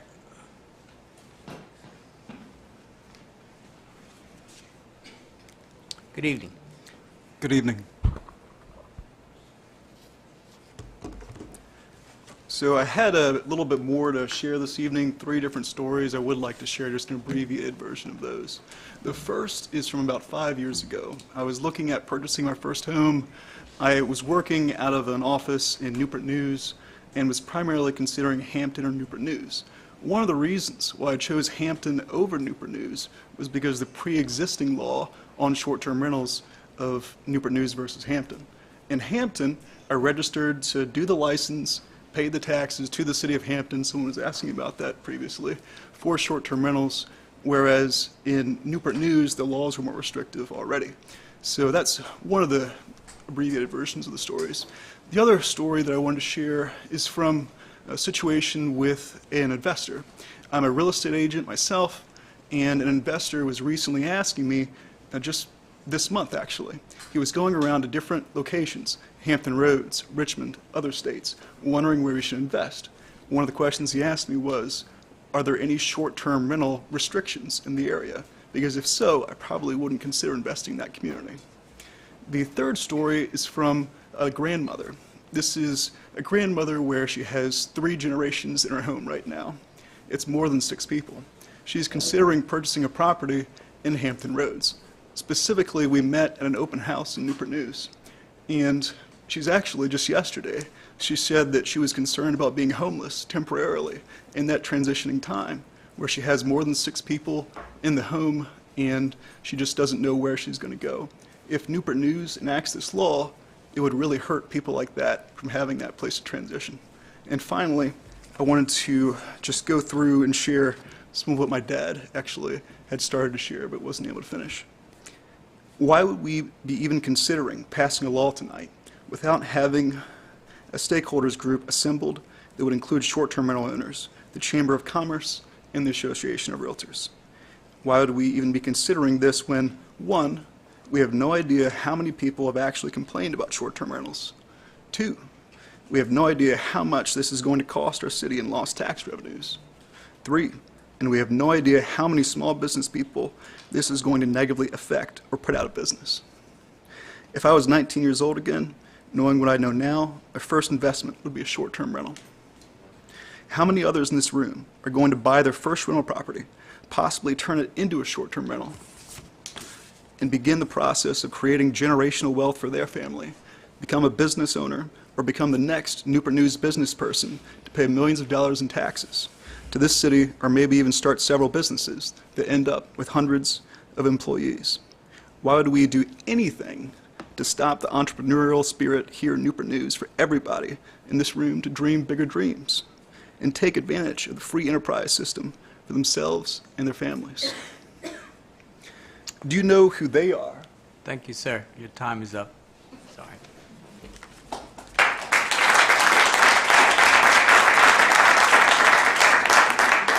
Charlie Holloway.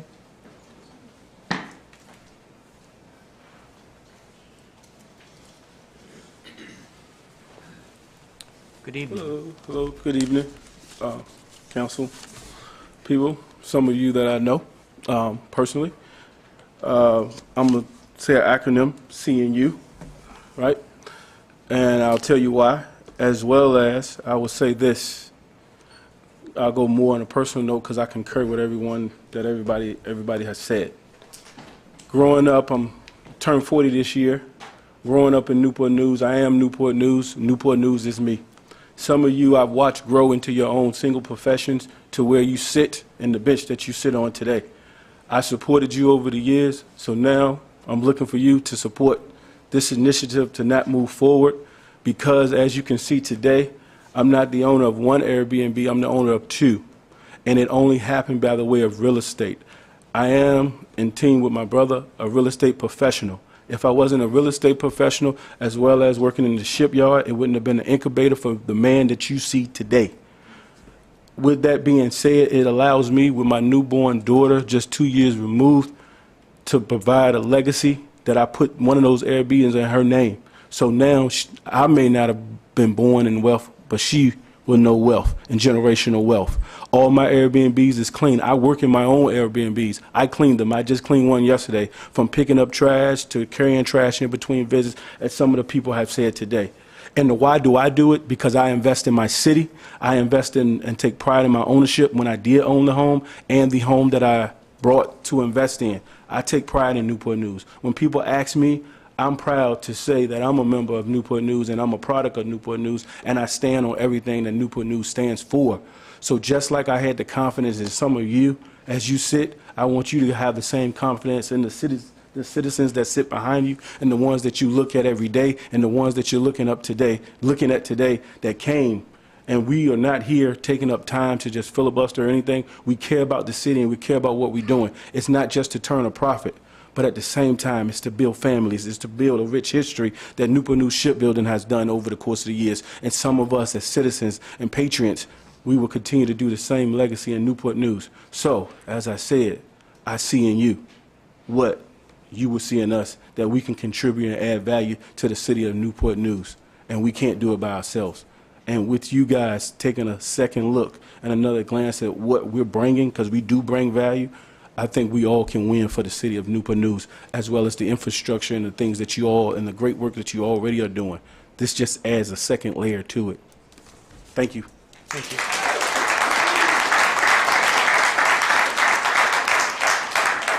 Dwayne Alexander.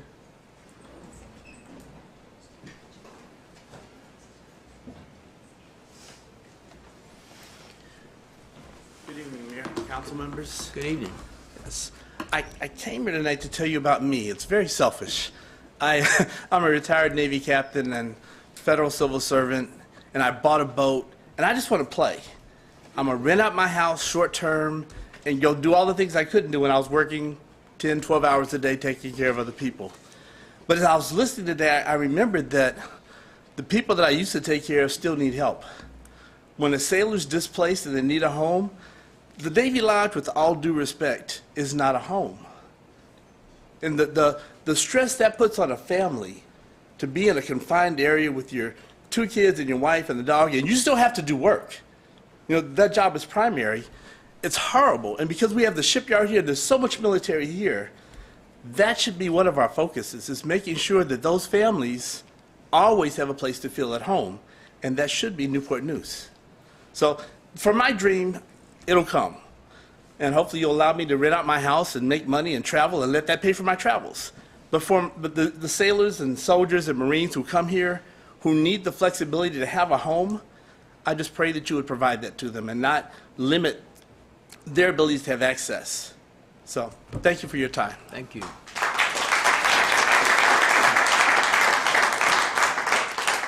Victor Torres.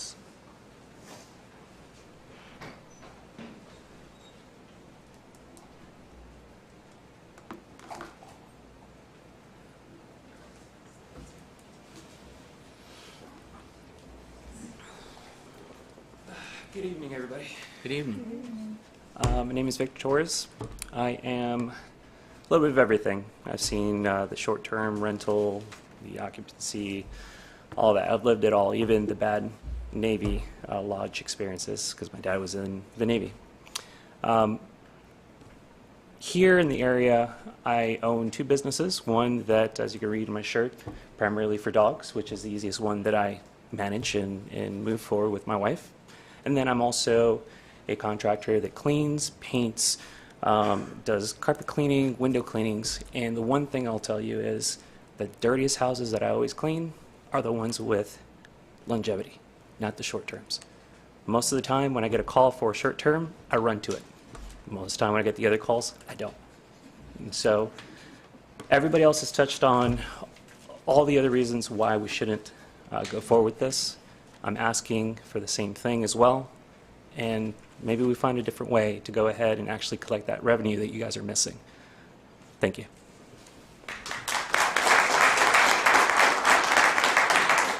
Linford Wayman.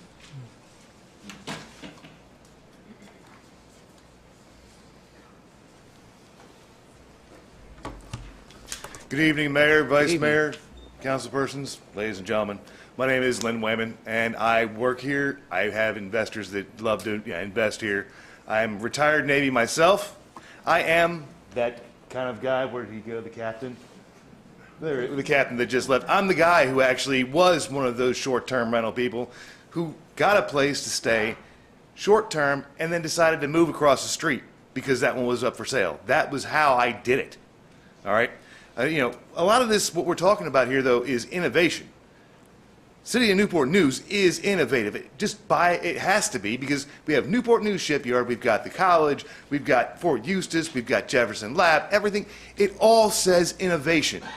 You know, when I was boots on the ground over in places where they were telling me that we were fighting against tyranny, the thought that they had over there about tyranny is these are people who are stopping innovation. But we are innovative people. I know that we do not want to stop innovation. 15 years ago, there was no thought about short-term rentals the way that there is now. Airbnb blew that up, just like, and somebody else had already mentioned about Uber and Lyft. All right, these weren't things that we were thinking about 15 years ago, but they're things we're thinking about now.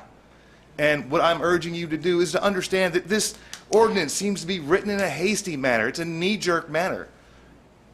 A lot of this, the verbiage does need to be refined, given a little finesse.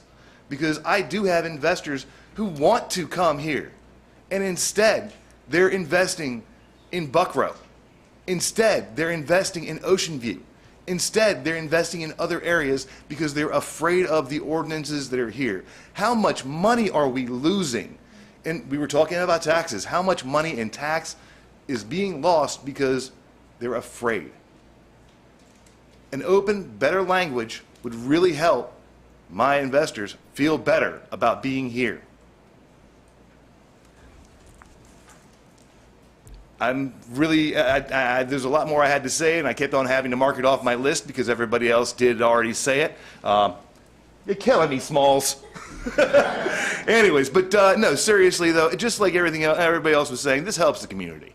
You know, when I had that short-term rental, I was eating at, I was eating local, I was eating where I could get money, get the food right there. And that was what helped me decide that I love this area enough that I'm moving in across the street. So thank you for your time, and once again, have a great evening. Thank you. Charles Holloway. Yeah, we're two different people. It's my twin brother. Don't talk about my mom and daddy, please. I think they're the only ones that didn't know Charles and Charlie was the same name. Well, good evening, elected officials. I want to take a bit of a different narrative. I've always been different, but it's so fitting on the night that we honor CNU. I remember growing up how small CNU really started. And I remember how people was against it, and it was so much about CNU was going to be too big. But imagine all the kids that went to CNU and saw the beautiful, historic, rich nature about the city of Newport News. They probably met their loved one, the love of their life there. They saw it to be so great that they decided, you know what, I'm a transplant here. But if you really think about a college student, they're almost like a short-term rental. You're here from August, you leave in December, you come back in the spring. And it's in those little moments that you realize how important and how beautiful Newport News really is. Going to the grocery store, seeing the smile, people welcoming you, living off campus and seeing that there's an opportunity with something being for sale. So the truth of the matter is a short-term rental is almost like a college campus. It's something that started so small, but I think Newport News, being pioneers, became something so big to help the community with revenue and tax dollars, to bring some good and decent people into our society, to make families and have a sense of home. If you ask those CNU students today what that college means to them, they'll say it was my home away from home. And our Airbnb guests, when they come, that's exactly how they feel. So I would just beg to differ that anything that I say that doesn't resemble the historic college of CNU, you tell me. Number one, wealth is created by way of real estate. I remember when CNU was probably 5 blocks. Now, it's like 25 blocks long. Number two, job creation. Every job that is created at CNU, you can find it by way of Airbnb, whether it's cleaners, contractors, painters, HVACs, or roofers. I know I personally own 4 Airbnbs, and I've hired these people. Sense of home, I talked about it.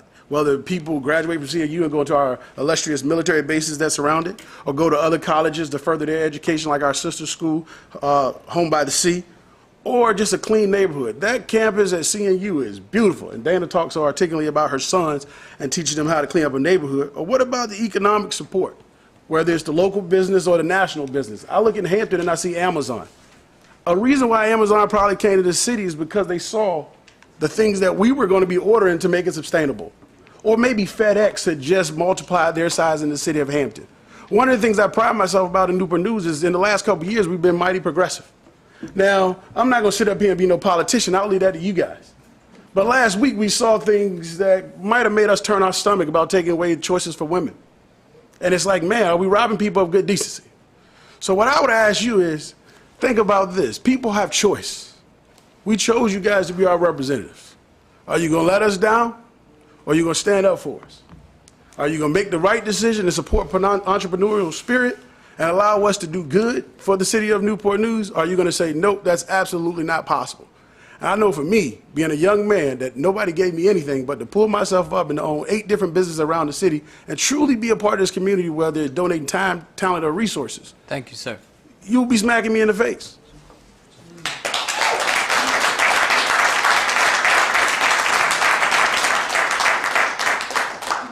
Marvin Adams, Jr.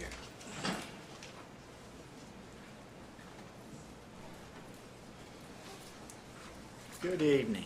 Good evening. I'm Marvin Adams. I'm born and raised in Newport News, and I love it. Charles is a real estate agent. I've been a real estate agent for 36 years. And Christopher Newport was not 5 blocks, it was 5 buildings. My diploma says Christopher Newport College of the College of William and Mary, actually. And I'm real proud that I went there, and I'm real proud to see what it is now, too. I'm looking tonight with a little different perspective. I don't own any Airbnbs, don't plan on owning any, but I'm here because my mother owns several rental properties. My father was one of 12 siblings, and he moved from North Carolina. He had a 6th grade education, but he had a tremendous amount of common sense, and Christopher Newport doesn't show that right now. No college can teach that. He moved here, we lived off Bryfield Road, and eventually he bought 2 acres up by Casey Chevrolet. That 2 acres was a vacant lot and 2 small houses. The small house my grandmother lived in, and she lived with me all my life. The other one was a vacant lot, and the 6th grade education taught him to bid on a house that had to be moved in Denby. They cut it in half in the middle of the night and moved it down and put it on Forest Drive. And that's where he started. The words tonight, entrepreneur, has been going back and forth. He was not an entrepreneur, not way back 50 years ago. He just had common sense, and he worked very, very hard. Well, now those 2 rentals, I help hold them. But if you don't know it, and you probably don't know it, I love Newport News, but with rentals, when you try to get somebody out, it's a nightmare. We had 5 months to get one party out. We had to come down to court. The judge wouldn't hear anything, and so it took $10,000 for my mother. I know another gentleman spent $10,000 too on 9 months getting them out. The Airbnb is something that I'm looking at because you can get them out a whole lot easier. You don't have to go to court. They don't disappear when they're supposed to show back up in court, and that's what happened, and that's how we ended up with $10,000. I ask you to give us a way out of the traditional rental and let us lean towards Airbnb if that works. I appreciate your time. Thank you.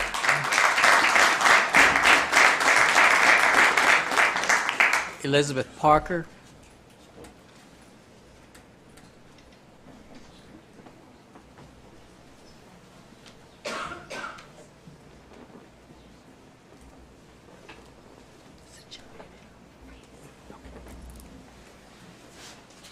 Good evening, City Council. It looks like I'm a little bit outnumbered. I'm with the Hospitality Association. Don't shoot me in the back, okay? Don't shoot me in the back. Don't do that. Wow. Okay, so as a hotelier, I employ about 100 employees. Short-term rentals that will absolutely impact the hospitality industry. The hospitality industry incurred substantial losses due to the pandemic. My hotel alone lost over $4.5 million. Many of our restaurants, food trucks, as well as hotels continue to recover. Occupancies are slightly coming back. The ADR, however, is not, and that's the average daily rate. We are having to discount our rates in order to be able to be competitive. As NNHA would like additional regulations, operators of short-term rentals, STRs is how I refer to them, to meet the same standards of those in the hospitality industry. We understand that the proposed regulations are a compromise between those who would like stricter regulations and those who would wish to have loosen regulations. As our city continues to struggle with affordable housing, the threat of human trafficking, crime and unemployment, the addition of short-term rentals, STRs, entering the marketplace with little to no regulations is very concerning. Being a hotelier and have actually witnessed human trafficking is very scary to me. Delegate Shelley Simons passed a House Bill 258, was just passed by the Senate in March of 2022. This was signed by the governor in April of 2022. This bill will authorize the Department of Criminal Justice Services to create a free online mandatory course to help hotel employees better recognize and report human trafficking. All hotel brands have training webinars that they're required for this training, and many brands require the completion of this training within the first 30 days of employment. HB 258 ensures that all employees must take the course at the state level. We support this bill. So what does HB 258 have to do with short-term rentals? Unfortunately, that doesn't apply to STRs. It's not that we don't support our Airbnbs. In fact, and since everybody's told a story, I'll tell one too. Just 3 days ago, I went online and I actually stayed at an Airbnb. They asked for a government ID, they asked for my name, and they wanted my credit card. Those are the 3 things that they needed for me to stay 3 nights. They didn't ask any other further questions. There was no training, no phone call to interview me, none of that. Now, what I do think is that in reference to a gentleman made a comment about stockholders, we did have stockholders. There was a regulations meeting, and we had 2 stockholders from the real estate community that was there. I hear everything about entrepreneurship, but Ms. what Parker. I don't hear is about safety. Ms. Parker, I'm sorry, your time is up. Thank you. William Jordan.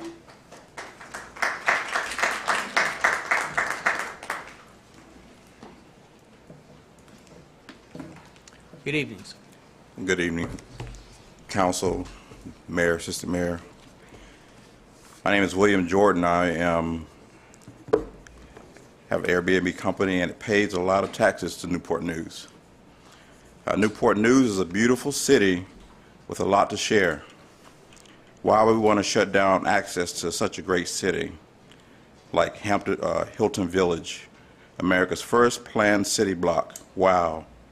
Talk about pioneers. I heard someone talk about pioneers. Short terms offer taxes for Newport News, money that stays within the city via big corporate hotel chains. Visitors bring revenues to local shops and businesses. They provide jobs for local community.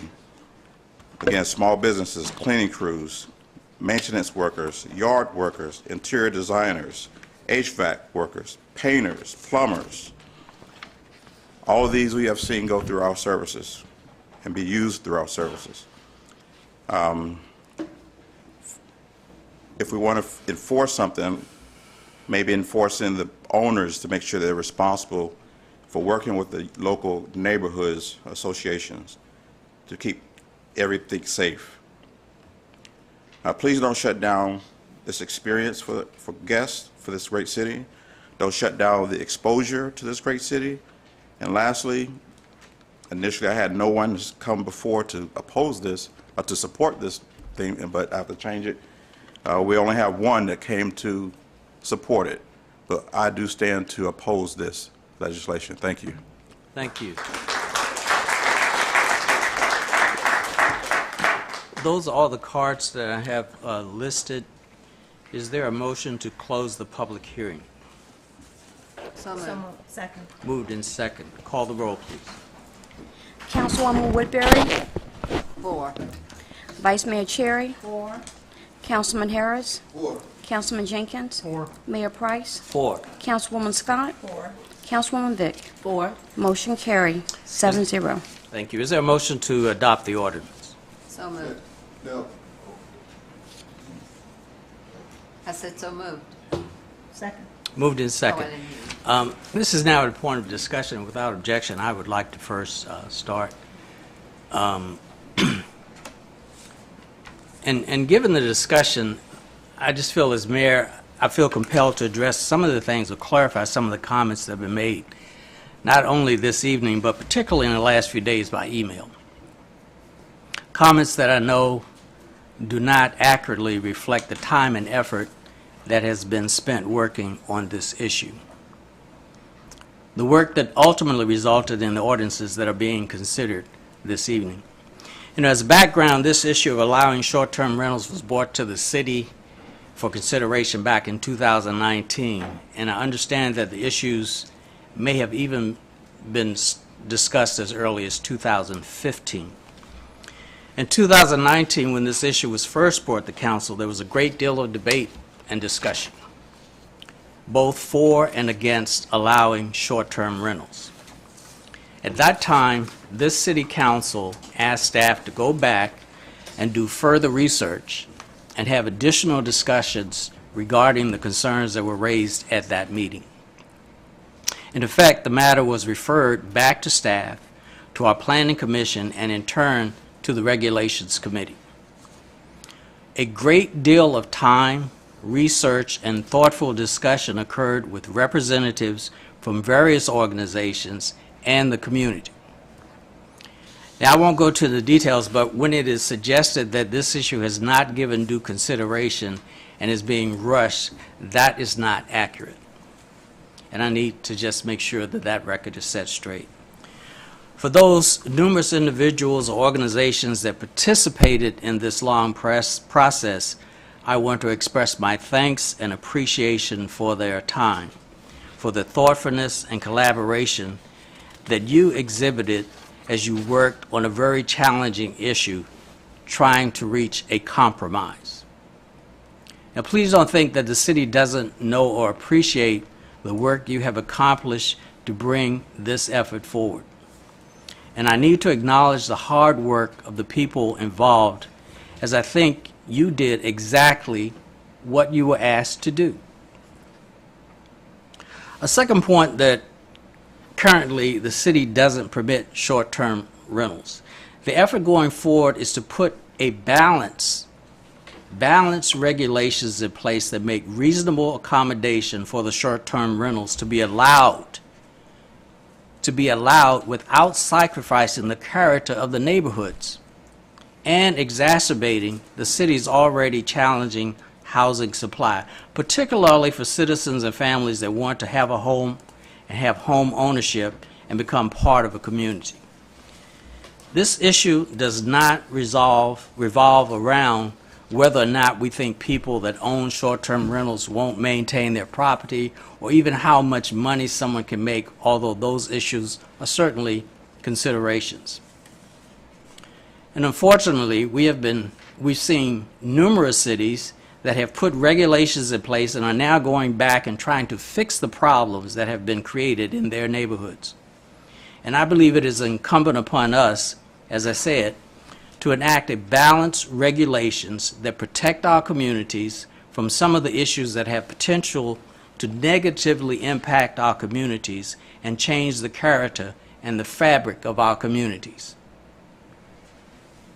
Our residents have the right and the expectation that we will act to protect their interests and their sense of community that they brought into when they purchased their homes.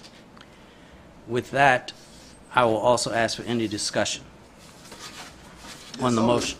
Well, Go I was ahead. going to say, for this ordinance that we're about to vote on first, is for the city to first acknowledge short-term rentals. Yes. So there's 3 different ordinance that is being presented, but this first one is taking the first step in it being acknowledged in the city.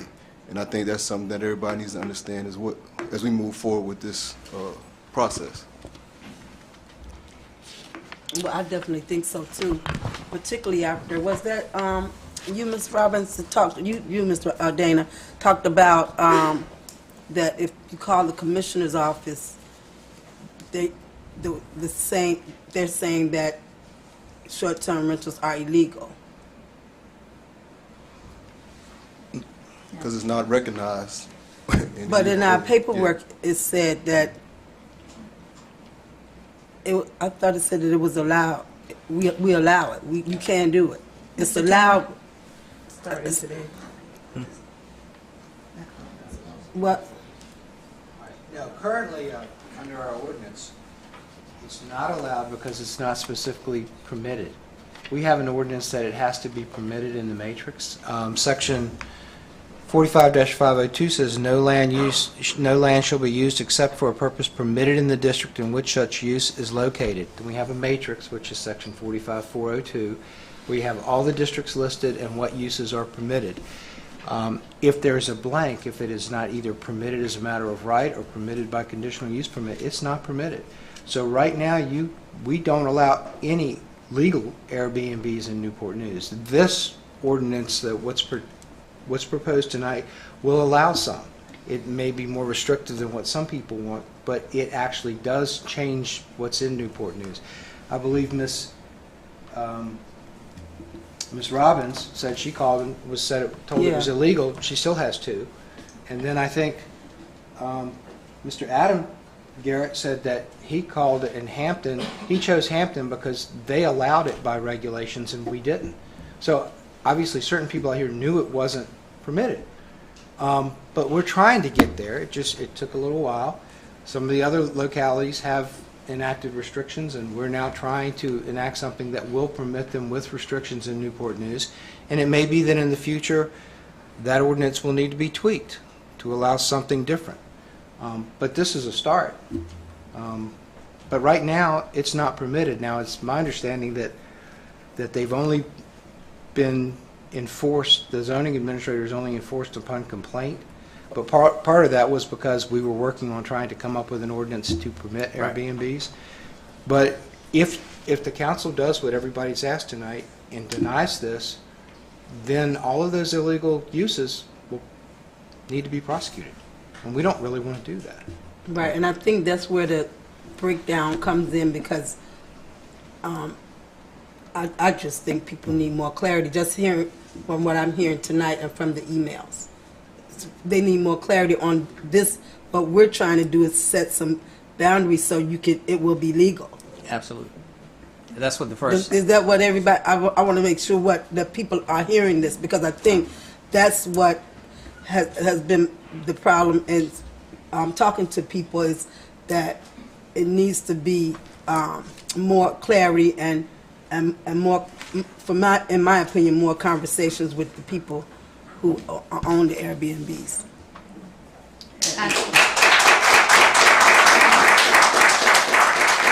Any further discussion? This doesn't happen very often, but you and I don't agree on this.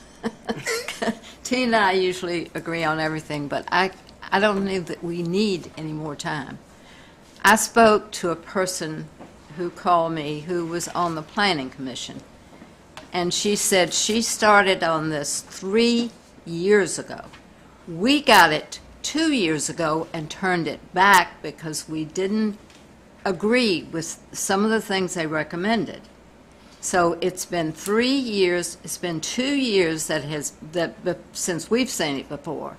And it was in every effort, as she said, every effort they made to study other jurisdictions, Richmond and Williamsburg and the other 2 or 3, as well as we had constituents.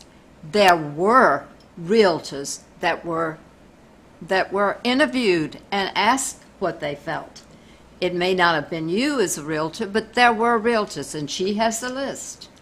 There have been interviews, there have been comparisons, and the thing I think we miss is that once you've got something, and I don't object to anybody making money, but you've got something that in a neighborhood, you own a house and then you buy 2 more to rent out, and all of a sudden, that whole block of the neighborhood is for out-of-towners, people coming for fun.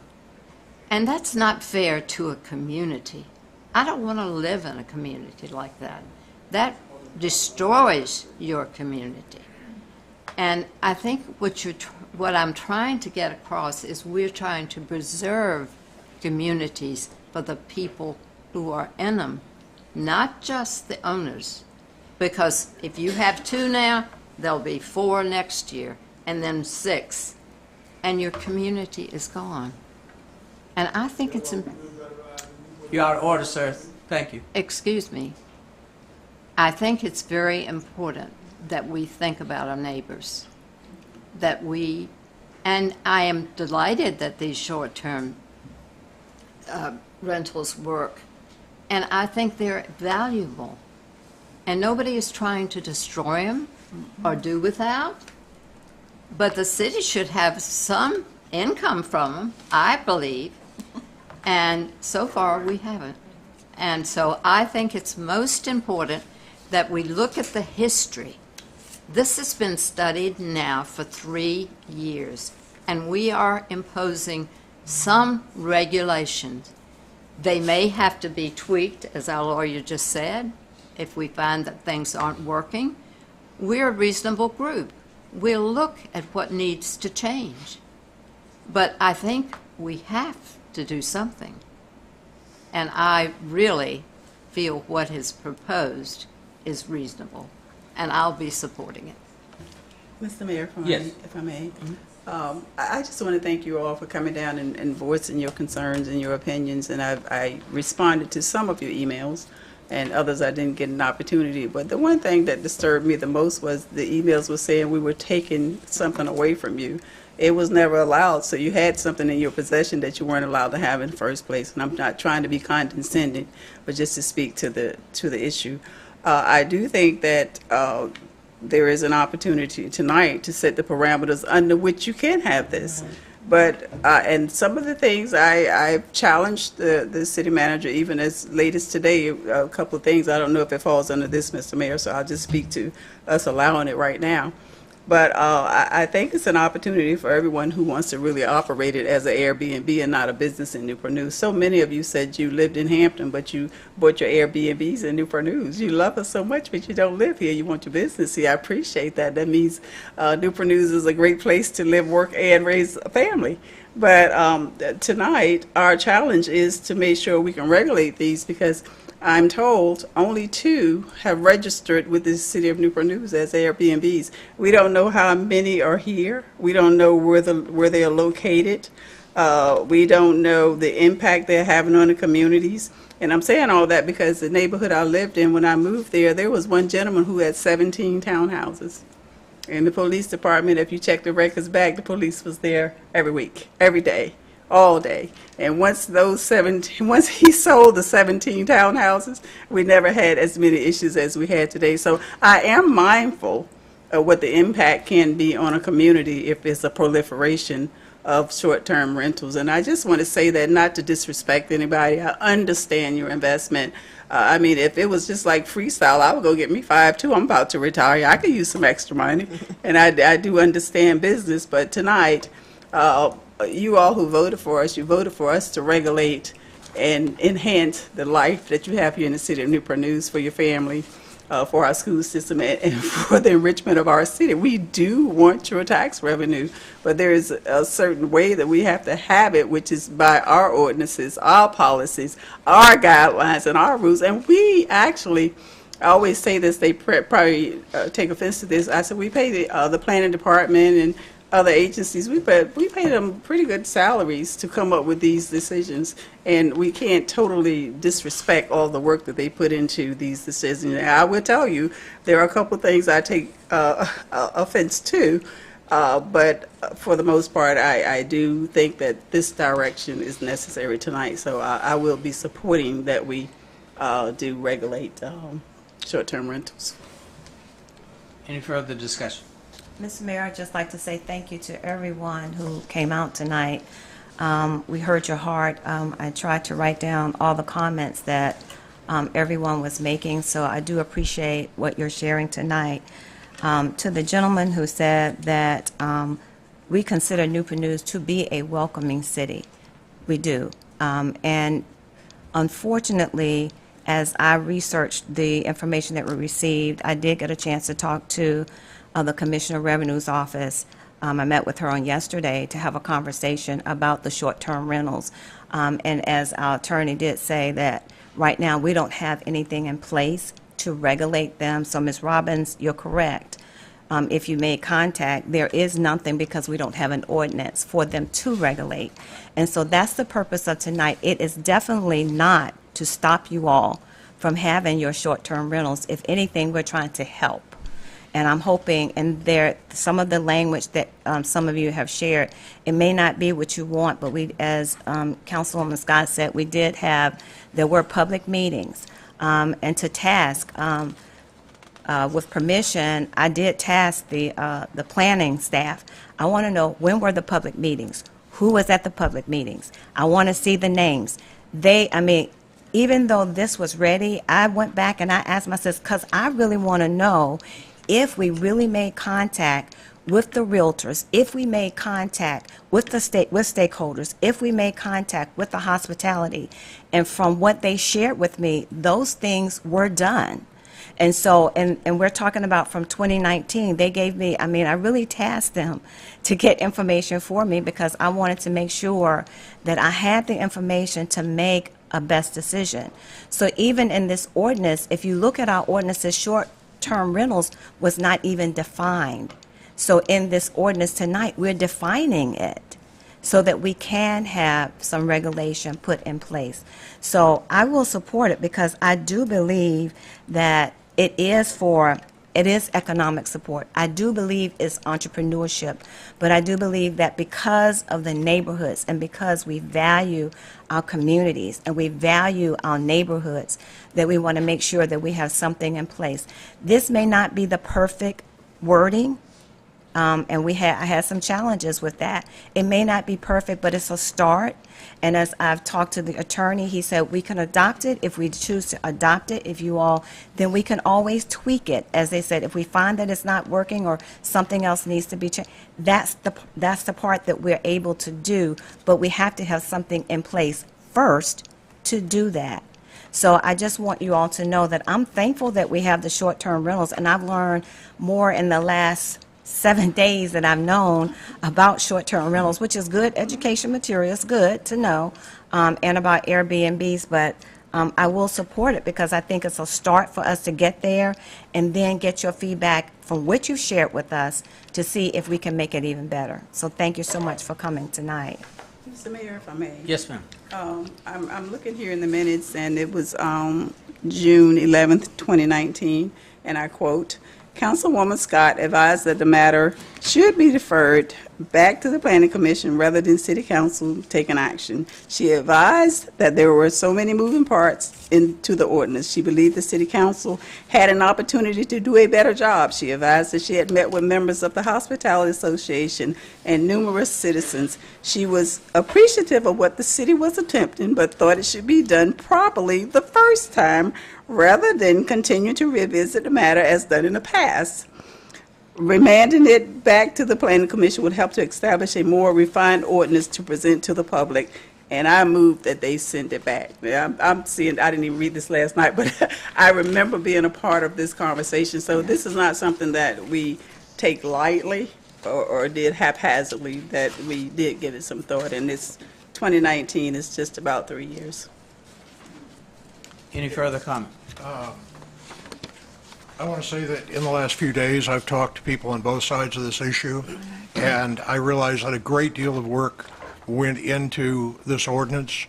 There were meetings, there were discussions, and this is a very complex issue that some people can see in very simple terms. But you know, if this is an ordinance that I'm required to vote on, I believe that as part of my office, I am required to use my best common sense and listen to my heart and listen to the people. And I do not believe that this ordinance is the best thing for Newport News. And therefore, I will be voting against it.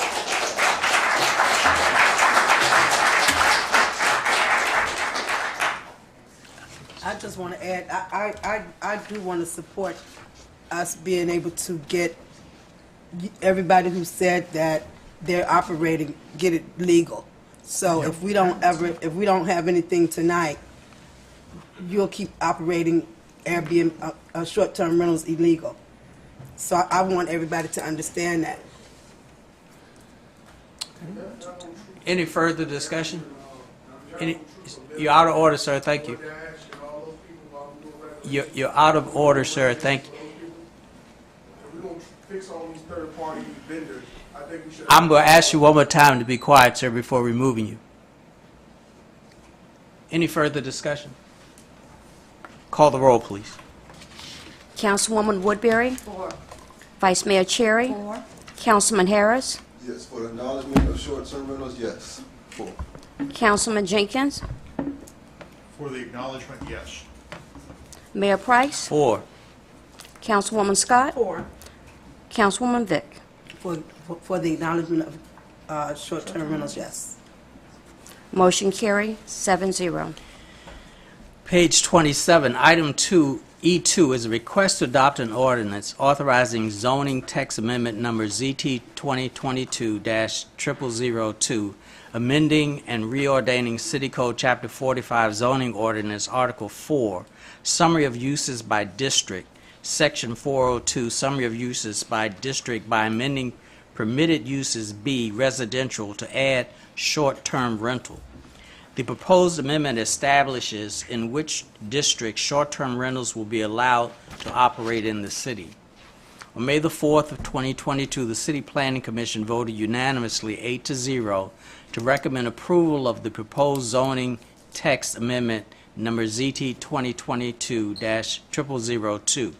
The manager recommends approval. There are no speakers. Is there a motion to close the public hearing? So moved. Second. Moved in second. Any discussion? Call the roll, please. Councilwoman Woodbury? 4.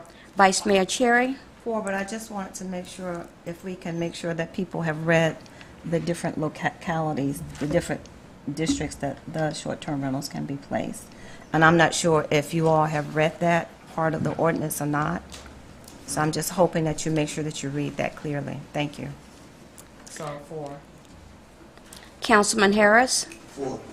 Councilman Jenkins? 4. Mayor Price? 4. Councilwoman Scott? 4. Councilwoman Vick? 4. Motion carries 7-0. Is there a motion to adopt the ordinance? So moved. Second. Moved in second. Any discussion? Yes, this was my challenge, and I'm going to say it out loud.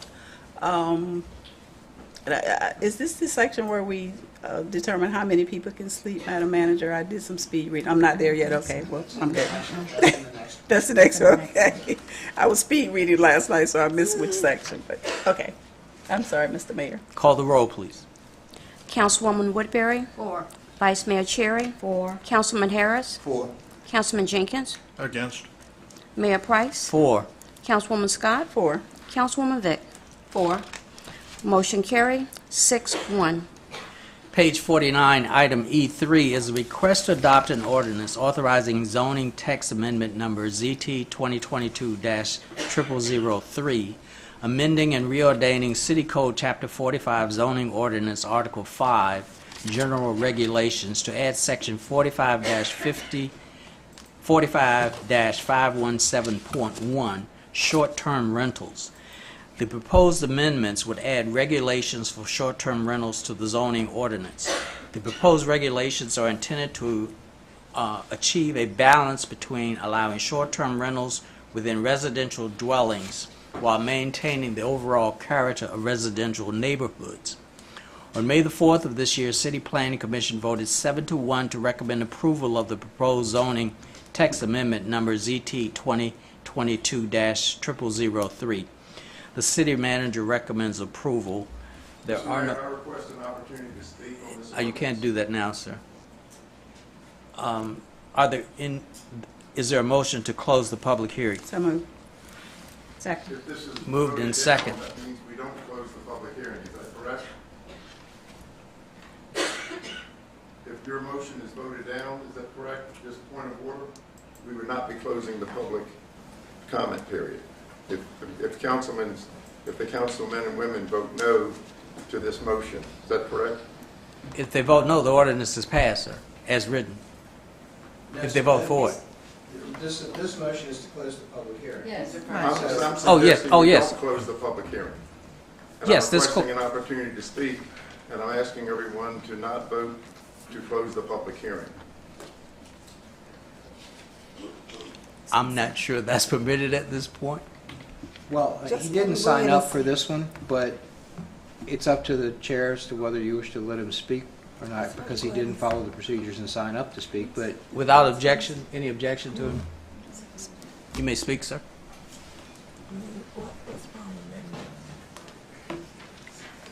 We have an opportunity for a compromise tonight, and that is, one of the things that's been said by you as the council is how hard everybody's worked and how hard the planning commission has worked, and we have an opportunity for a real compromise.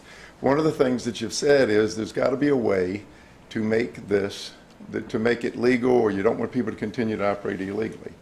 There's several problems that can be amended in this tonight, and then we can work on the rest of it later. We've had people stand up here and say, this is my livelihood.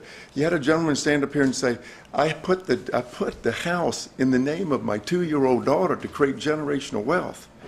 So, you know, you had somebody else stand up here and say, I have 5 rental properties, the short-term rentals. So if your goal tonight is to get something on the books to begin the process of taxing us, and I will ask, who is willing to pay tax and sign up your short-term rentals? Everybody in the room, just about, that has a short-term rental will pay the tax, will sign up, they'll pay the $150. There's 11 things that I have sent you in the ordinance, 11 components of the ordinance that I said are good things. So you can pass those 11 things in the ordinance. Everybody can sign up, Pat, and pay the tax, which is what you're hoping we can do. I pay the tax. I pay the tax. I am registered. I am signed up. I do have business licenses. Everybody, if you're willing to get your business license, will you raise your hand? Right? People are willing to get their business license. We haven't had a pathway to get the business license. People are willing to pay the $150. People are willing to comply with fire codes. People are willing to put an escape plan in. People are willing to do all kinds of things if you will let free enterprise ring and allow a short-term rental ordinance that makes sense. But to deny every single short-term rental just because you don't live there, to deny the cancer patient the opportunity to go into a home because you've got to go into a home where somebody else lives, that is what we're saying don't do. We can work on the rest later. There's 11 components in the short-term rental ordinance that I am absolutely for, that I am an advocate for. You all have it. I can go get a copy of it if I've sent you too many emails and you don't know which one it is. But I've got 11 components of this that y'all could vote in tonight. And then if you want to outlaw short-term rentals because somebody doesn't live there, outlaw it later. But don't outlaw the thing that we're begging you to continue to allow us to do tonight.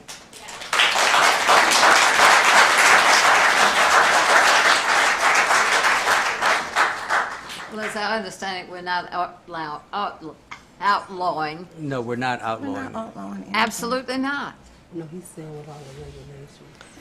if I could say something, that the council has passed 2 ordinances so far. One defines short-term rentals. The other permits short-term rentals as a matter of right in about 7 zoning districts. If the regulations coming up are not adopted, then all short-term rentals will be a matter of right in every one of those zoning districts that you just passed, whether they're owner-occupied or not. And if you decide later on you want to make them owner-occupied, all of those other ones will then be grandfathered, and there won't be anything you can do about them. Yeah, and that's what those of you who expressed some concerns about that, there will be an opportunity to tweak this and address this. Yes. But as the attorney stated, if you pass this, don't pass this right now, just as he stated, then all will be free to do as they are limited, and we will have an opportunity to tweak them because everybody else would have been grandfathered in. So this may not be perfect at this point for everyone, but at least gives us a start for something to change and address later. If we don't pass this now, there won't be an opportunity to tweak this as you wish. Mayor, I misspoke. There's actually 15 things on what I just gave you. Thank you, sir. You're now out of order. There are 15 things. Thank you, sir. You're now out of order. You had your chance to speak. 11. Thank you. Would you please take your seat? Thank you. Well, I'd just like to say, with this one, this one that we're about to talk about, because I've had so much concern, and I'm concerned about this one requiring that no more than six people can be in a house, So we can tweak it. no matter how big. If that's already problematic for some of the council people, can we take that out? I think we need to pass this, and if there needs to be things like that adjusted, then we have something on the books to be able to adjust it to, and that could be one of the things that we go back and tweak and say, all right, we don't particularly like that, but if we don't pass this now, you're not going to have that opportunity. Well, Madam, Mr. Mayor, once everybody has had their comments, I did want to modify the motion to change that one item. I think we still need a motion to close the public hearing. It has been closed? No, it hasn't. Oh, okay. There already is a motion to Yeah. close the public hearing. Any further discussion on closing the public hearing? Call the roll, please. Councilwoman Woodbury? 4. Vice Mayor Cherry? 4. Councilman Harris? 4. Councilman Jenkins? 4. Mayor Price? 4. Councilwoman Scott? 4. Councilwoman Vick? 4. Motion carries 7-0. And Mr. Mayor, I would like to offer up, and I did mention this during the work session, a motion to just modify the number of people who can stay. Our ordinance said 2 per bedroom, but if somebody has 5 bedrooms, it still should be 2 per bedroom. That is one of my challenges here. My other one was that the owner has to live on a property. I'm willing to let that one go for now and not deal with that. But I do want us to consider a modification if they have the space. The gentleman spoke, he has 13 siblings. I have 9. I know what you mean. We're going to Nags Head for Thanksgiving. If we can't all stay together, it's no point of us taking that trip to get a property that, can't sleep 9. So I'm sympathetic to that. But I think that's the one thing I would like us to have a little flexibility on. And then if we find that it's really causing an impact on the community, then we come back and revisit that one item. So that's my modified motion, if anyone want to consider supporting that. Mr. Mayor, if I may, I just want to remind you that what the city attorney had told you. Once you do that, you cannot go back and change it without grandfathering situations. I absolutely understand where you're coming from. I would suggest you give us an opportunity to go back and take a look at it, because that particular provision is one that we are aware of, that someone has had a larger number in a community and now is going back to try and change it. So all I'm asking, I'm not saying we can't get there. I would just like the opportunity for staff to go back, and we may come back to you with a recommendation that's even additionally that with a permit or something. I just think to do it on the fly here and create some potential issues that we cannot go back and fix. It's incumbent on me as your manager to make sure that you will have a problem if you want to go back and fix something after you've done this. Give us the opportunity. As we've said, we're more than happy to do, is take a look at these, particularly the things you've made us aware of that you'd like to see tweaked. Madam Manager, I'm not trying to be antagonistic, and I just dare say it's not that many of them who are operating now that have 5 bedrooms. I would. We have no way of knowing. I would speculate there's probably 5% at best. But I do respect what you're saying. That's why we pay you the big bucks. But that's why I'd have to understand, because it's one thing to say we just want to allow more than 6 people. It's got to be tied. Does it have to be tied to bedrooms? I mean, those are the kinds of things that I think we need to be taken into consideration to make sure that the language. Well, I mean, I don't think you want to permit 13 people in a 2-bedroom. No. My modification was to the bedrooms. Let me be clear. I just mentioned that because the gentleman said he had 13 people who lived out of town, and they know he doesn't want them in his house by now because somebody told him. Well, anyways, no, mine is tied to bedrooms. If you say 2 per bedroom, which is what this ordinance says, I don't know how we can say 2 per bedroom and you got 5 bedrooms and then we won't let you have 2 per bedroom. That was my challenge. Right, but I'm not going to belabor the point, but I do want it on the record that I thought that would be a fair concession if it's 5 bedrooms that 2 people could occupy. As I said, we'd be happy to look. I can have staff talk to you about the the rationale for it. It's certainly something that we're open to looking at. I'd just like to make sure that we get the language right, and I'm a little bit concerned when you're going on the fly here without any unintended consequences. But we will certainly bring back to council if that is council's desire for us to do. So what are you asking, that we defer tonight or vote tonight? No, ma'am, I am not asking for you to Okay, defer. I just want to be clear what you're asking. No, I'm not asking for So you you're to saying defer. we modify after the fact tonight? Yes. Yeah. You do it all the time with ordinances where you We take do. a look. It's not the first time. And we'd be happy to work with council to have some additional conversations. Respect. If that is the case, what would be the time frame that we're looking at making any adjustments if needed, with it being a point where some people have STRs occupied and this goes through, what would tomorrow look like? That's a good question, because it's been raised before, at least from our perspective. We have no idea if you're talking about 20 houses or 2 houses. So we need a little bit of opportunity to do some research and talk to some folks and look at the situations almost individually. But we have no way of knowing. You know, we could tell you, oh, it's a simple process, and find out there's a lot more. Or we may come back to you and say, you know, it's been addressed, a mother and 2 children stay in 1 room. Do we need to address the language with that? Is there need to be some other flexibility that's associated with the rooms and the number of rooms?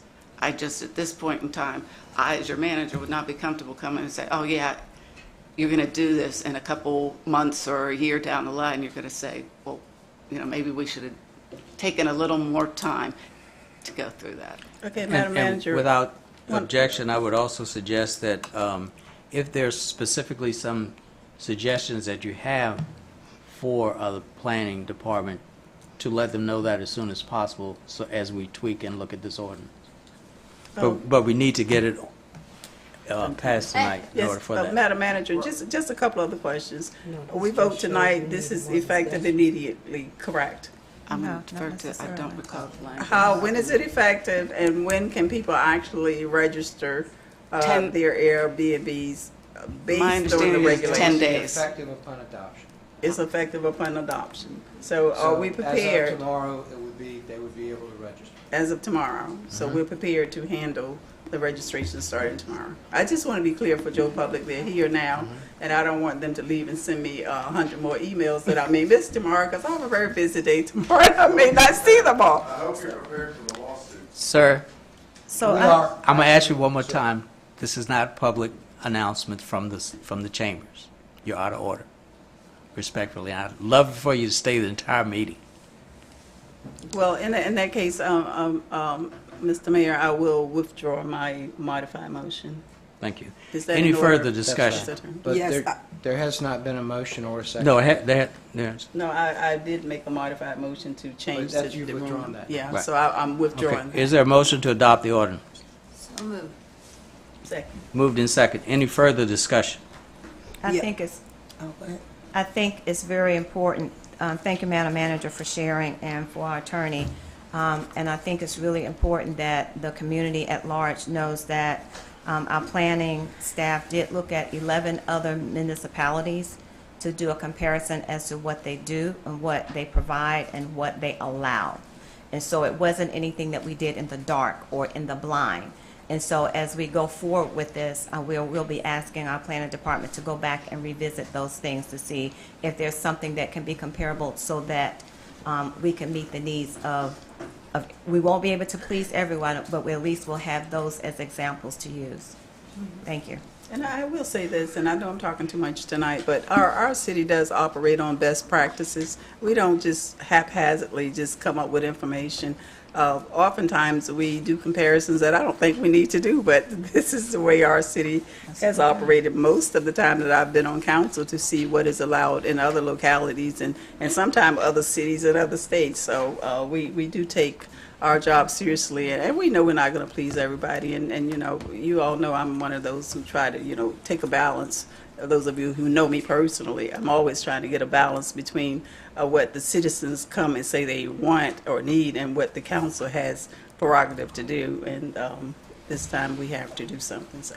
I think also with the ordinance, delaying actually gives us an opportunity to visit with those communities that have rushed out there and done this and getting feedback on things they may have wished they have done differently.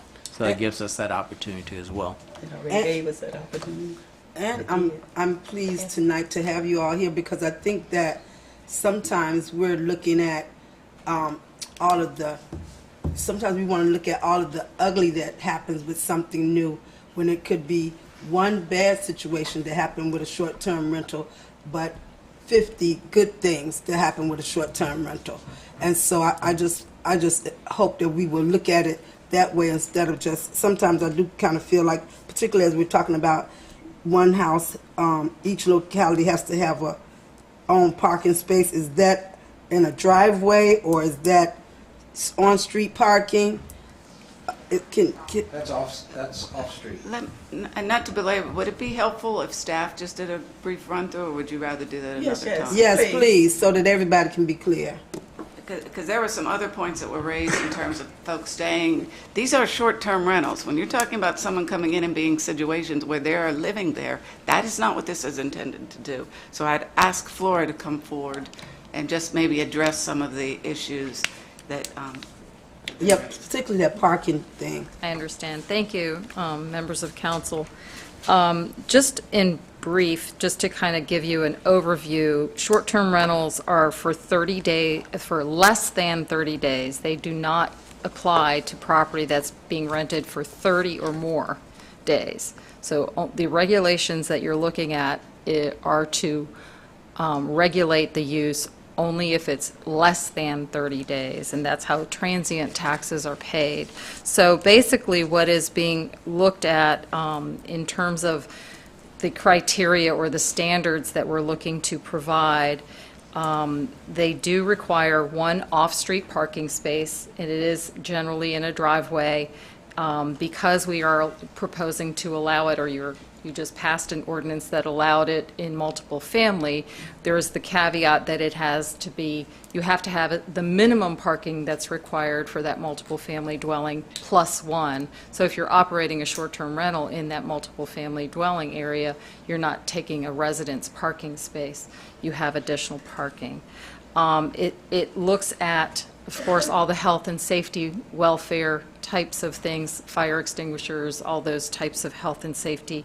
The reason for the 2 lodgers per bedroom comes back to the building code, and there's some nuances in the state building code that require certain things once you go over the number 6, and that's what we were trying to prevent. And if you look at the comparison chart of other municipalities, you'll find that most of them, it is 6. If it's over 6, it's a CUP or a special use permit that's required so that they can add those additional building code requirements that may not be there if it's under. Now, I'm not the building official. I'm not even going to pretend that I am, so I'm not going to get into the reasons why. We can certainly research that and bring that back to you as to why. In terms of other things that we're requiring, obviously the occupancy taxes and that you have to meet the building code, the state code. If there's, they were providing the provisions of dealing with litter and solid waste, that loud noises have to be maintained in terms of the city chapter code, chapter 28. Business license, and we've talked about all these things, and that there's a guest log. I think I've covered everything. Oh, also that you can't use your short-term rental for commercial gatherings, and that came from a lot of citizen output from the last time you heard this, where you had a lot of people that were upset because they were having a lot of parties at these short-term rentals, and we were getting a lot of complaints, and so were you. So those are the basics of the short-term rental regulations, but I'm happy to answer any other questions you might have. Okay. Any further questions? So if I can just, well, we'll get clarity, but I just want to be clear that if it's if it's above 6, then they may have to get a conditional use permit, and then that requires building inspections and all. Not under these regulations. Not under Under these these Come regulations. back Okay. and tweak it. You could might tweak wanna- it to allow more than the 6 limit, but you may want to put some restrictions like getting a conditional use permit. Permit. You may want to say if you allow non-owner occupied, that it's only with a conditional use permit, so that the surrounding property owners can come in and have an opportunity to speak on it. There are a number of things that could be done as you tweak this to go forward, but this at least allows short-term rentals in the city, which they're not allowed at all now. And it reinforces a little, we need the opportunity to address what if you go over 6 and what the state building code impacts. You could do more harm with saying, yes, you can do that, but then there's this whole list of requirements the state's going to require that somebody then can't do it because they cannot accommodate whatever those building code issues. I just think there's some other things that will be helpful to you for you to have if you're looking at tweaking something I think like under that. the state building code, there's also a square footage requirement per Yes. person for each bedroom. Yes. Yes. So some really small bedrooms Right. may only have enough square footage for one. If there's not a closet, it's not a bedroom. There's all kinds of issues, and we don't want, by this ordinance, to create more problems that are coming actually from something that we can't control, like the state building code. It's worth it. It's worth some additional looking. Thank you. Thank you. Okay. Any further discussion? If not, call the roll, please. Can we talk about, which one are we on? Number 4, number 3. I think We're the the mo- third one. We've had a motion and discussion. The motion was to approve the ordinance as recommended by Correct. Planning Commission. Right. 4. Mr. Mayor, point of order. Sir, Was the request to speak of all the terms because it was not addressed primary ownership from the staff, did not brief primary ownership? That's the main thing. That's the reason we're all here. the ordinance, You guys need to address the the ordinance primary as written does not, Yeah, but she didn't address the most important point of why we're all here, which is that you're making these only owner occupied, meaning you have eliminated vacation rentals in the city of Newport News completely. Because that means that I'm gonna book and come stay at your house with you with my 2 kids, right? Like, that's why we're all here. Let's talk about what's really going on here. well, the ordinance as written, But she didn't review that at all. So As I'd written, like it you said you all have to to make get sure primary you are Can ownership. She you did state not what the brief ordinance she says did not about brief that? the You council need to on go that over aspect. all the points that are in this. Yes, moreover, she didn't say. I apologize. I was not Most trying, important. I was not trying She didn't to, say the bridge, if you got tenant, if you got rentals right now as of tomorrow, next week, I think it's only courtesy and good decency to give the people here time. I think we have time, Cancel, can't we? it'll look bad on the city of Newport News if I cancel all of my guests for the next 30 days. I think that's why if we're gonna amend something, you gotta give us time to at least give our guests the dignity to say, our city has banned this. I mean, I know you may not care about the reputation of us, but I care about my reputation and dignity to other people who are planning a So this- vacation or a graduation for a child. I think would we you gotta answer the miss question? that. I did not mean to omit that. It was quite the contrary. I was looking through what the requirements were in terms of standards, and I did not go through how it would be allowed. So my apologies for that. But a primary requirement, first thing on your, on the docket here, short-term rentals, it says single-family, multiple-family dwelling units. A dwelling unit is used by the property owner as his or her primary residence, which means that he or she resides there for at least 185 days out of the year. That does not mean, however, that you have only hosted stays. Just to clarify that, what that means is that you can, if you choose to, live in your home for 185 days and then rent it out as short-term rental for the other 185, or however many days there are in a year. The intent there was that this was their primary residence and that they could choose to be there when they rent it out or choose to not be there when they rent it out. That's up to them. So that's again, if you look at the comparison chart, that was something that we did look at. And it kind of broke into 2 groups. When you look at other areas or other municipalities that are doing this, it broke into, if you were doing short-term rentals in a home, primary residency was a pretty common thread throughout the code. For communities that did not have that in their code, they required additional legislative action. So you would. Such as? Such as a conditional permit. use permit. Thanks. So we chose not to go that route. We've talked about it both ways, but we chose to make it less restrictive in terms of having to go through another legislative process, but that's the reason. But I did not mean to neglect that. I just was going to what the criteria was that you were asking about. Thank you. Okay, we've had all the discussion. Sir, you're out of order. Sir, you are out of order. Please sit down. I really don't want to have you removed, sir, but if you keep talking, you're going to be. Thank you. Any further discussion from council? I have a quick question for the city attorney. If this ordinance passes tonight, and clearly we have people who do not occupy properties that are being used as Airbnbs, does that mean that they are out of business? Does that mean that we can come back later and authorize this ordinance to cover that situation? It means that they are currently operating unlawfully. It means that they may or may not be cited for that. They haven't been so far. We can come back at a future date and decide that you may want to authorize these either by conditional use permit or as a matter of right. But this is at least a first step to allow some B&Bs as lawful in the city of Newport News, where we don't have any right now. So if I can ask a question, thank you, Councilman Jenkins, for asking that. If I can also ask a question, even though it goes into, you said it goes into effect tonight, can we not, I don't want to say not enforce it, but can we, because no one's going to go out and start looking for Airbnbs and. That's up to the zoning administrator. Okay.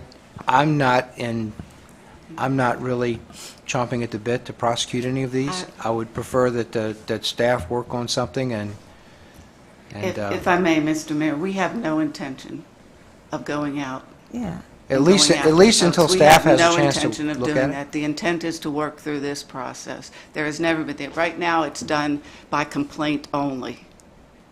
And so they can. If there was someone and they are operating illegally and there are complaints about them, yes, we will go out and address it. We are not going to go out into the community.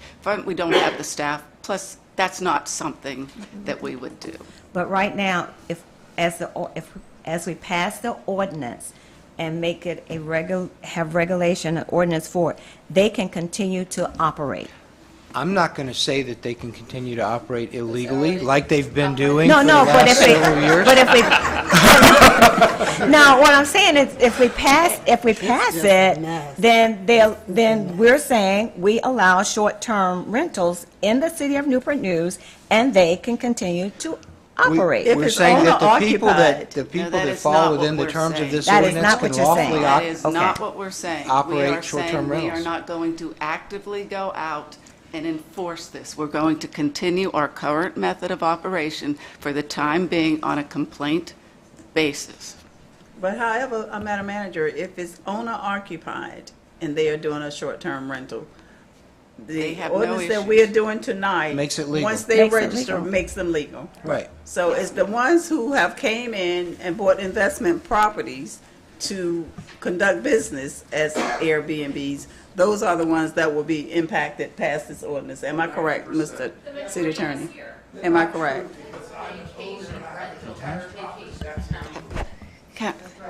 Please let us bring this back to you. Thank you. Any further discussion from council? Yes, I can. If you would be illegal on the ordinance, raise your hand. Sir, last time, Mr. Garrett. Thank you. John, when you want to give us a bridge to give our guests. This is a point where council is discussing this. No, I didn't want, my computer just played out, so I was going to ask, does anybody have a plug? Because it just died. Okay, so. Sorry. So, Cindy, so when you're saying, if you just said we can bring this back, what are you meaning by that? let us bring back the issues that you've raised to you, not But about... you need, but We need to don't vote defer tonight, this, not to because grandfather. then you've already passed two ordinances. If you were going to defer it, you needed to defer the whole Right, thing. that's what I want to make sure I'm clear on, because I would want to not do the number 3. But you're saying we need to do all 3. It voids everything. And you can come But I back just and don't tweak it agree with later. I really don't agree with the number, and I don't agree with the number of people. I don't agree with the parking. I don't agree with the owner occupied thing.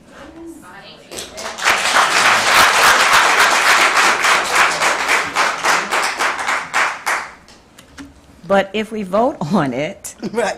we can have an opportunity to come back to it and tweak it and try to Yes. get it Correct. right. Yes. Okay, Correct. so we need to vote on it so that we can have that opportunity. This makes some Airbnb or Okay. some short-term rentals in the city lawful. Okay, because I'm in Not all agreement. of them. Okay.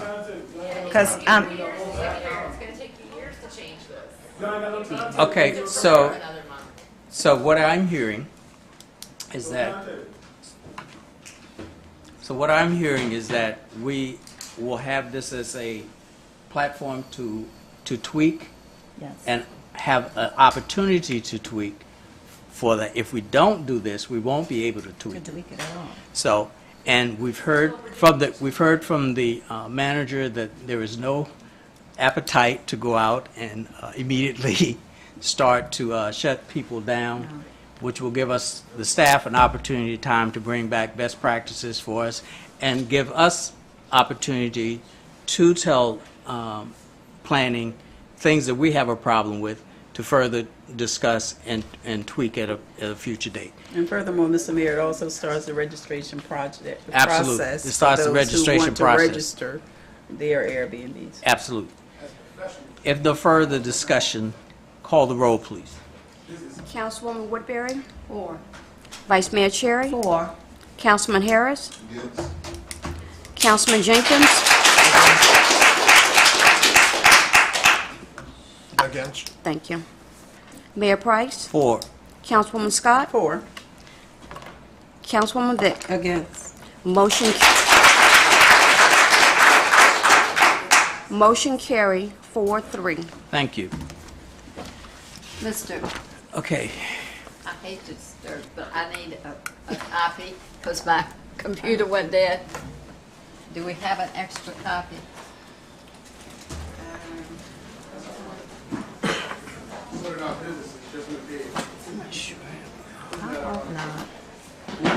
Tell them they didn't go there. Thank you. Yeah.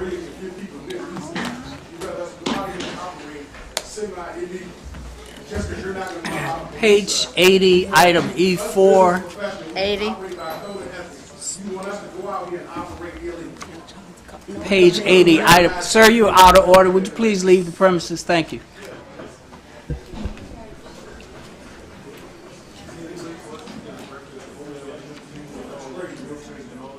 If you leave your name out there, I'll let one of the staff know. We will tell our kids to do something, just don't get caught. That's what we're telling our kids as adults. You just told us. Would someone want to show him the exit, please? Thank you, sir. That's exactly what you just said. You charge people when they show up in council.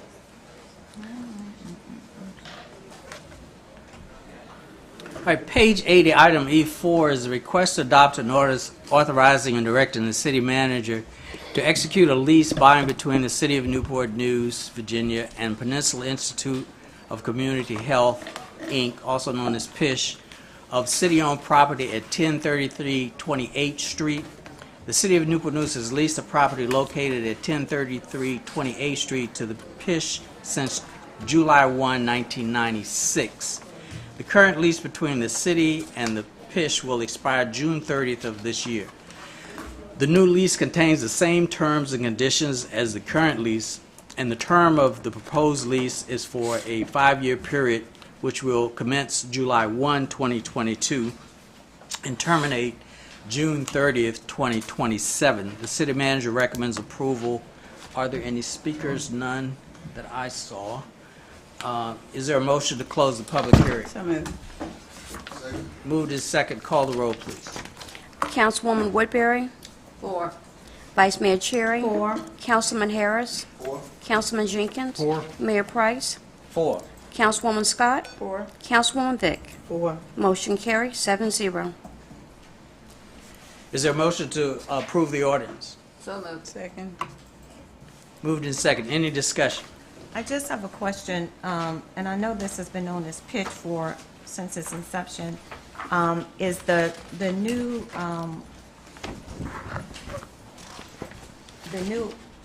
lease that we're going to do with them, is that going to be under pitch or under Southeast Virginia Health System?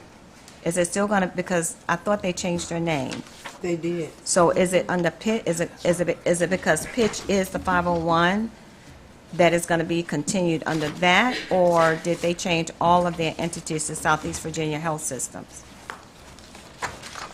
I'd have to give, I can't answer that specifically. Okay.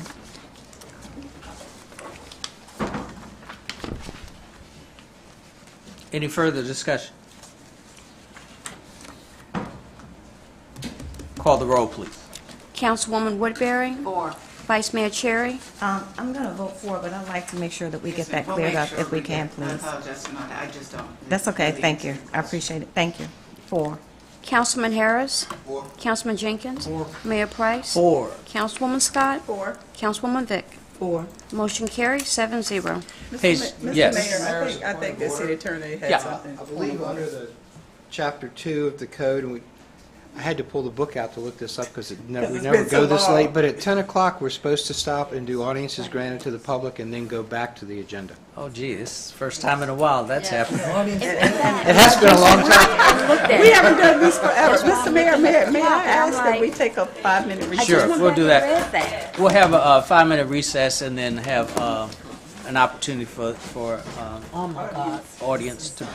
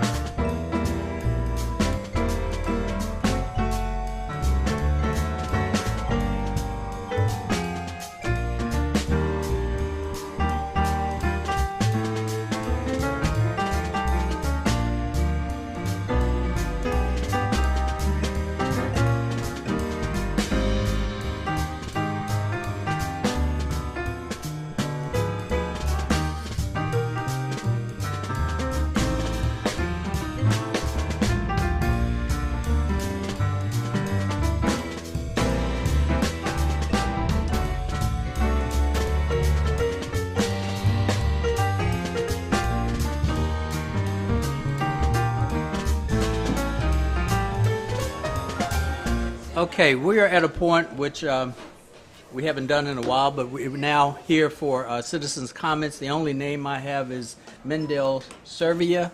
If they're still present, Mendel Servia. Okay, if not, then we go back to page 94. Item E5 is a request to adopt an ordinance authorizing and directing the city manager to execute a deed of easement by and between the city of Newport News, Virginia and Dominion Energy, Virginia, granting utility easement over city-owned property located at 500B Bland Boulevard to facilitate construction of the Newport News Transportation Center, new Amtrak station. In order to facilitate the construction of the new Amtrak station at Bland Boulevard in Newport News, it is necessary to extend 1,070 feet of the underground primary electrical feed from an existing underground transformer. Additional underground facilities are required to be installed on the City of Newport News property at 500B Bland Boulevard to accommodate this electrical feed extension. If granted, this easement will permit the construction of these underground facilities. The city manager recommends approval. There are no speakers. Is there a motion to close the public hearing? So moved. Second. Moved in second. Call the roll, please. Councilwoman Woodbury? 4. Vice Mayor Cherry? Councilman Harris? Councilman Jenkins? Mayor Price? 4. Councilwoman Scott? 4. Councilwoman Vick? 4. Motion carries Move 7-0. adoption, sir. Moved in second. Any discussion? Yes, I just want to say I fully support this because that multimodal station that's being built off of land has been progressing, and the citizens are asking, when are we going to get there? So if this is going to help us get there, sir, I am all for it. So thank you for helping us to continue to move this project forward. It is going to be an awesome asset to our city and a great opportunity for our citizens to move around here. Call the roll, please. Councilwoman Woodbury? 4. Vice Mayor Cherry? 4. Councilman Harris? 4. Councilman Jenkins? Mayor Price? 4. Councilwoman Scott? 4. Councilwoman Vick? 4. Motion carries 7-0. Page 104, item E6 is a request to adopt an ordinance authorizing and directing the city manager to execute a deed of easement by and between the city of Newport News, Virginia and the Hampton Roads Sanitation District, HRSD, granting a utility easement over city-owned property located at 5026th Street. A request to receive bids was properly advertised in the Daily Press on May 30th of this year and June 6th of this year. City Council received one bid. The successful bidder was Hampton Roads Sanitation District. The city manager recommends approval. There are no speakers. Is there a motion to close the public hearing? So moved. Second. Moved in second. Call the roll, please. Councilwoman Woodbury? 4. Vice Mayor Cherry? 4. Councilman Harris? 4. Councilman Jenkins? Mayor Price? 4. Councilwoman Scott? 4.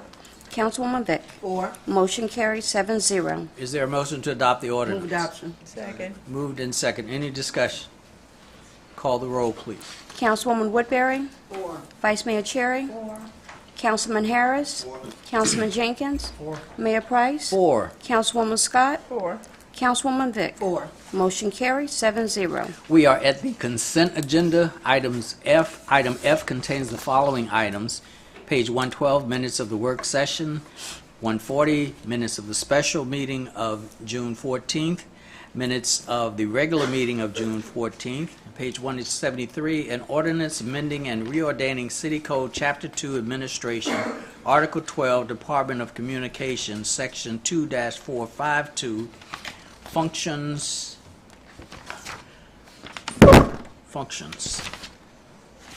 That's the section, right? That's it. So, is there a motion to There's more. 5, 6, and 7, which I don't have?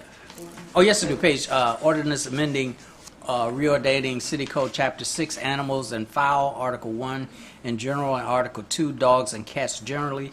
Page 180, ordinance amending and reordaining City Code Chapter 11, Watercraft, Docks, Piers, and Waterways, Article 1. In general, Article 2, Roy Peterson Yacht Basin, and Article 4, Deep Creek Harbor. Page 186, ordinance amending and reordaining City Code Chapter 29, Parks, Squares, and Recreational Facilities, Article 1. In general, Article 2, general regulations governing parks, squares, beaches, golf courses, etc. And Article 4, Virginia War Museum. Is there a motion to approve the consent agenda items F1 through F7, all So inclusive? Second. Moved in second. Any discussion? Mr. Called- Mayor? Yes, ma'am. Mr. Mayor, I was not at the regular meeting of June 14th, but I did read through the minutes, so I will agree. Good. All right, call the roll, please. Councilwoman Woodbury? 4. Vice Mayor Cherry? 4. Councilman Harris? 4. Councilman Jenkins? Mayor Price? 4. Councilwoman Scott? 4. Councilwoman Vick? 4. Motion carries 7-0. We are now at other city council actions, page 190, item G1, Madam Manager. Yes, this is a request to adopt an ordinance amending City Code, Chapter 15, Elections, Article 1, Voting Precincts, and Article 2, Election Districts to combine Oyster Point Precinct and Yates Precinct, and I recommend approval. And I see have some staff from the Registrar's Office that hung with you. You Way might to want to go. ask them a question just on account. You all want to say anything? No? Okay. Is there a motion to adopt the ordinance? Move adoption. She says you have questions, she'll be glad to. Okay. Is there a second? Second. It's been moved in second. Any discussion? Call the roll, please. Councilwoman Woodbury? 4. Vice Mayor Cherry? 4. Councilman Harris? 4. Councilman Jenkins? Mayor Price? 4. Councilwoman Scott? 4. Councilwoman Vick? 4. Motion carries 7-0. Way to hang, ladies. Appreciate it. Page 199, item G2, Madam Manager. The request to approve a resolution for approval of revenue bonds by the Industrial Development Authority of the City of Newport News, Virginia, in an amount not to exceed $7.5 million for the benefit of Christopher Newport University Real Estate Foundation and its affiliates, and I recommend approval. Okay, there is a speaker here for questions only, Doug Hornsby. Is there a motion to approve the resolution? So moved. Second. Moved in second. Any discussion? Call the roll, please. Councilwoman Woodbury? 4. Vice Mayor Cherry? 4. Councilman Harris? 4. Councilman Jenkins? Mayor Price? 4. Councilwoman Scott? 4. Councilwoman Vick? 4. Motion carries 7-0. Page 213, item G3, Madam Manager. It's a request to approve a resolution for approval of revenue bonds by the Industrial Development Authority of the City of Newport News, Virginia, in an amount not to exceed $28,500,000 for the benefit of Christopher Newport University Real Estate Foundation and its affiliates, and I recommend approval. Okay, again, Mr. Hornsby is here for questions. Is there a motion to approve the resolution? So moved. Second. Moved in second. Any discussion? Call the roll, please.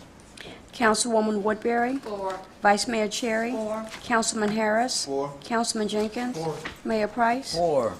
Councilwoman Scott? 4. Councilwoman Vick? 4. Motion carries 7-0. Page 227, item G4, Madam Manager.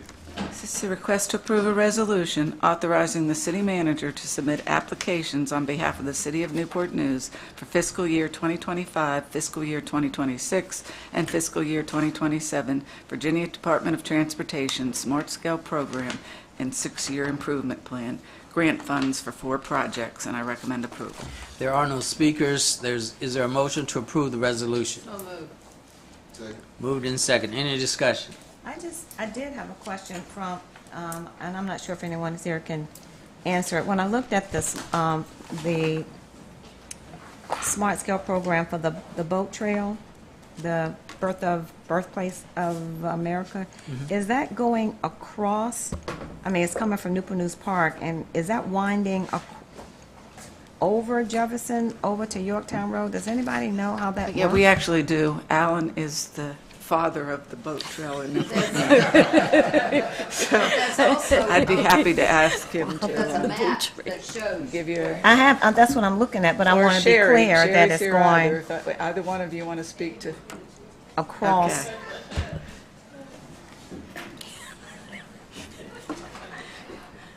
So it's going over Jefferson. I just want to, Yeah, and it's quite an extensive route coming from the In through. north in through and connecting to York County and ultimately going through.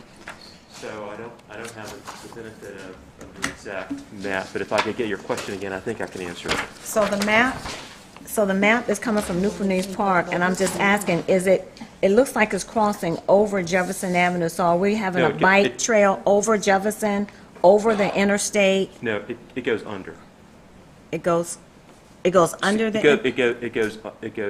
It goes under 64, and then it crosses Jefferson. So it doesn't go over. It, through a series of signalization improvements, it will cross Jefferson. It will cross Jefferson and then go to York, the Yorktown Road, and come back up? Right. Is that what you're saying? And then over to Enview Plantation. And then from Enview Plantation, it will connect to Newport News Park. Okay. I just... Does that Yeah, help? it just, because there, that Yorktown Road there is a place for 64, so it's just gonna come across it. Right. Right.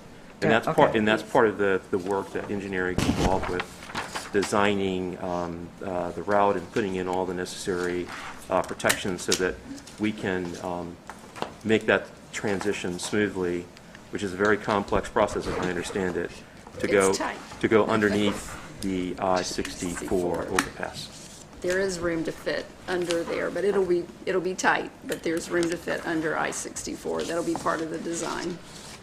And this particular section's about just over 3 miles, I believe, from beginning to end. So we'll be widening that road that passes Lee Hall Mansion? Because that's where this road is going past.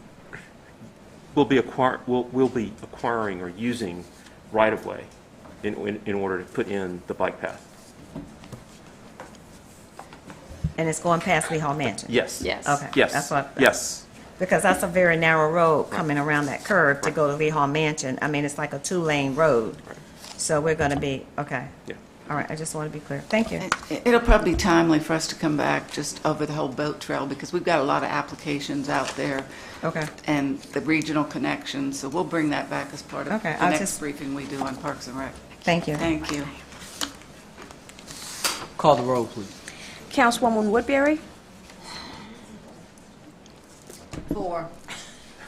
Vice Mayor Cherry? 4. Councilman Harris? 4. Councilman Jenkins? 4. Mayor Price? 4. Councilwoman Scott? 4. Councilwoman Vick? 4. Motion carries 7-0. Item G5, Madam Manager.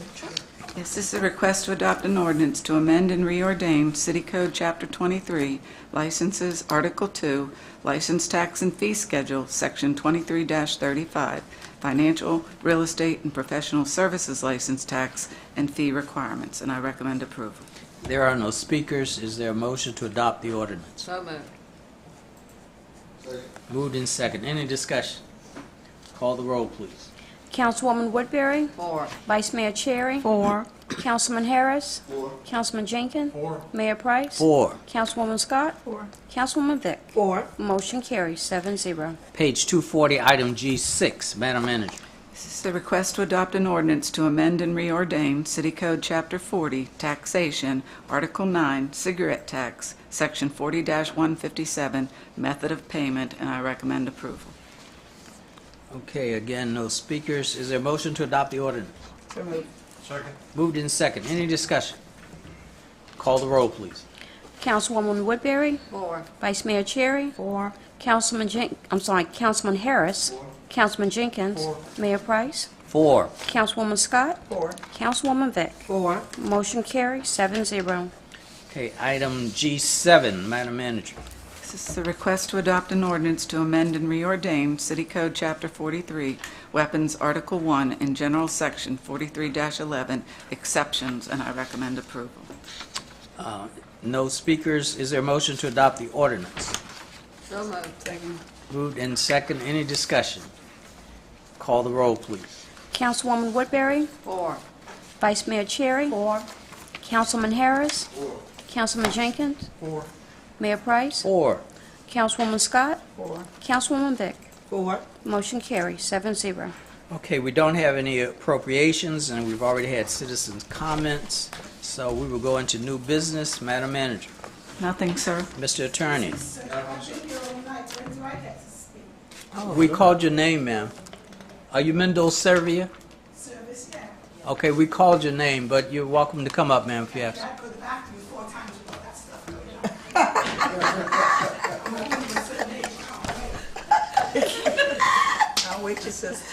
Okay, I agree. This is what happens when you go to the choirs with the Baptist church. They take their choirs with them, and you're left and there's nobody here to hear you. I represent people that are invisible and unheard in Newport News. And I'm really frustrated because we don't have any representation. And we're not living in the glorious part of your wonderful city. We don't benefit from Christopher Newport News. I go to your meetings about revitalization of downtown and all those different places, but everything's already set in stone. So I'm just pretty much a seat warmer.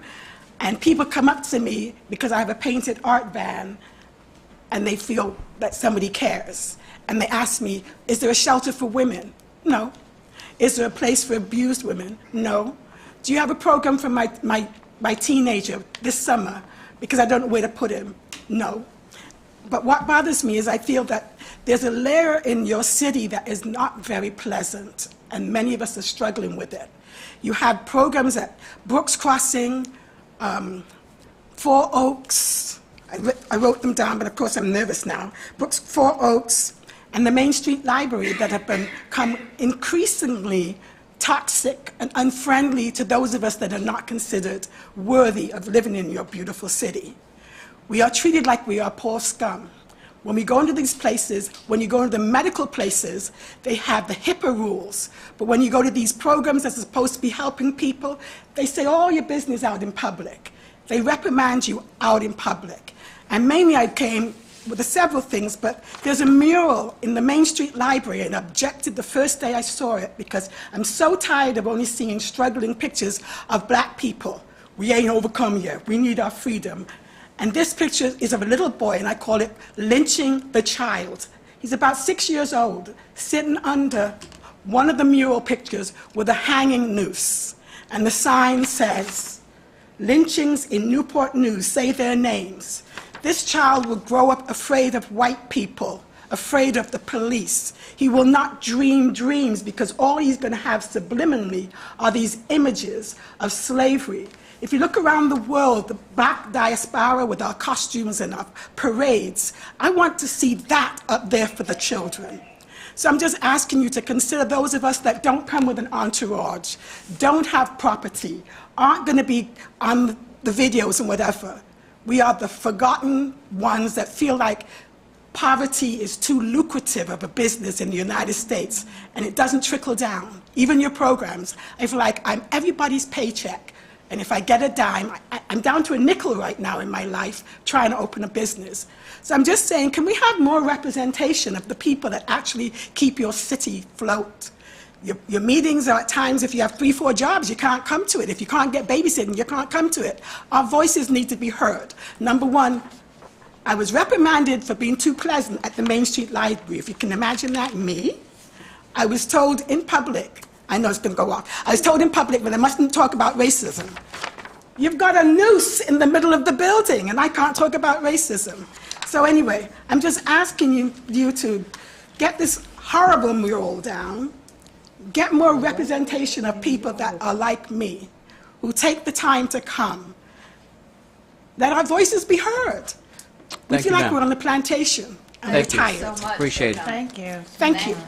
Thank you, but Now, don't watch me. You know I look stupid when I walk back because of my MS. I'm not going to look sexy. Don't even try.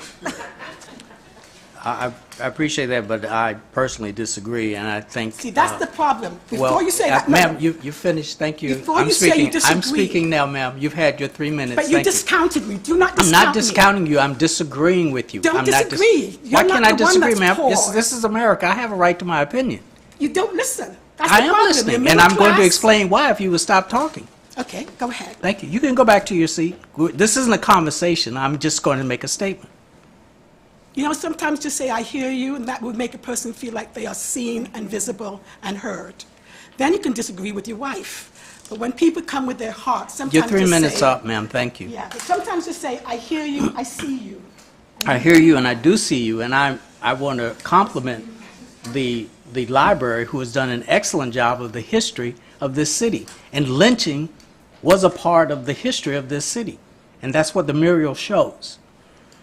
Can I make one comment? No, ma'am. Real quick, they said when 9/11 happened, Mr. Clerk, Madam Clerk, any... the buildings were being bombed over and Thank over you. again. Councilman Harris. I don't have anything, sir. Thank you. Councilman Jenkins. I have nothing this evening. Councilwoman Scott. Yes, just a few things, Mr. Mayor.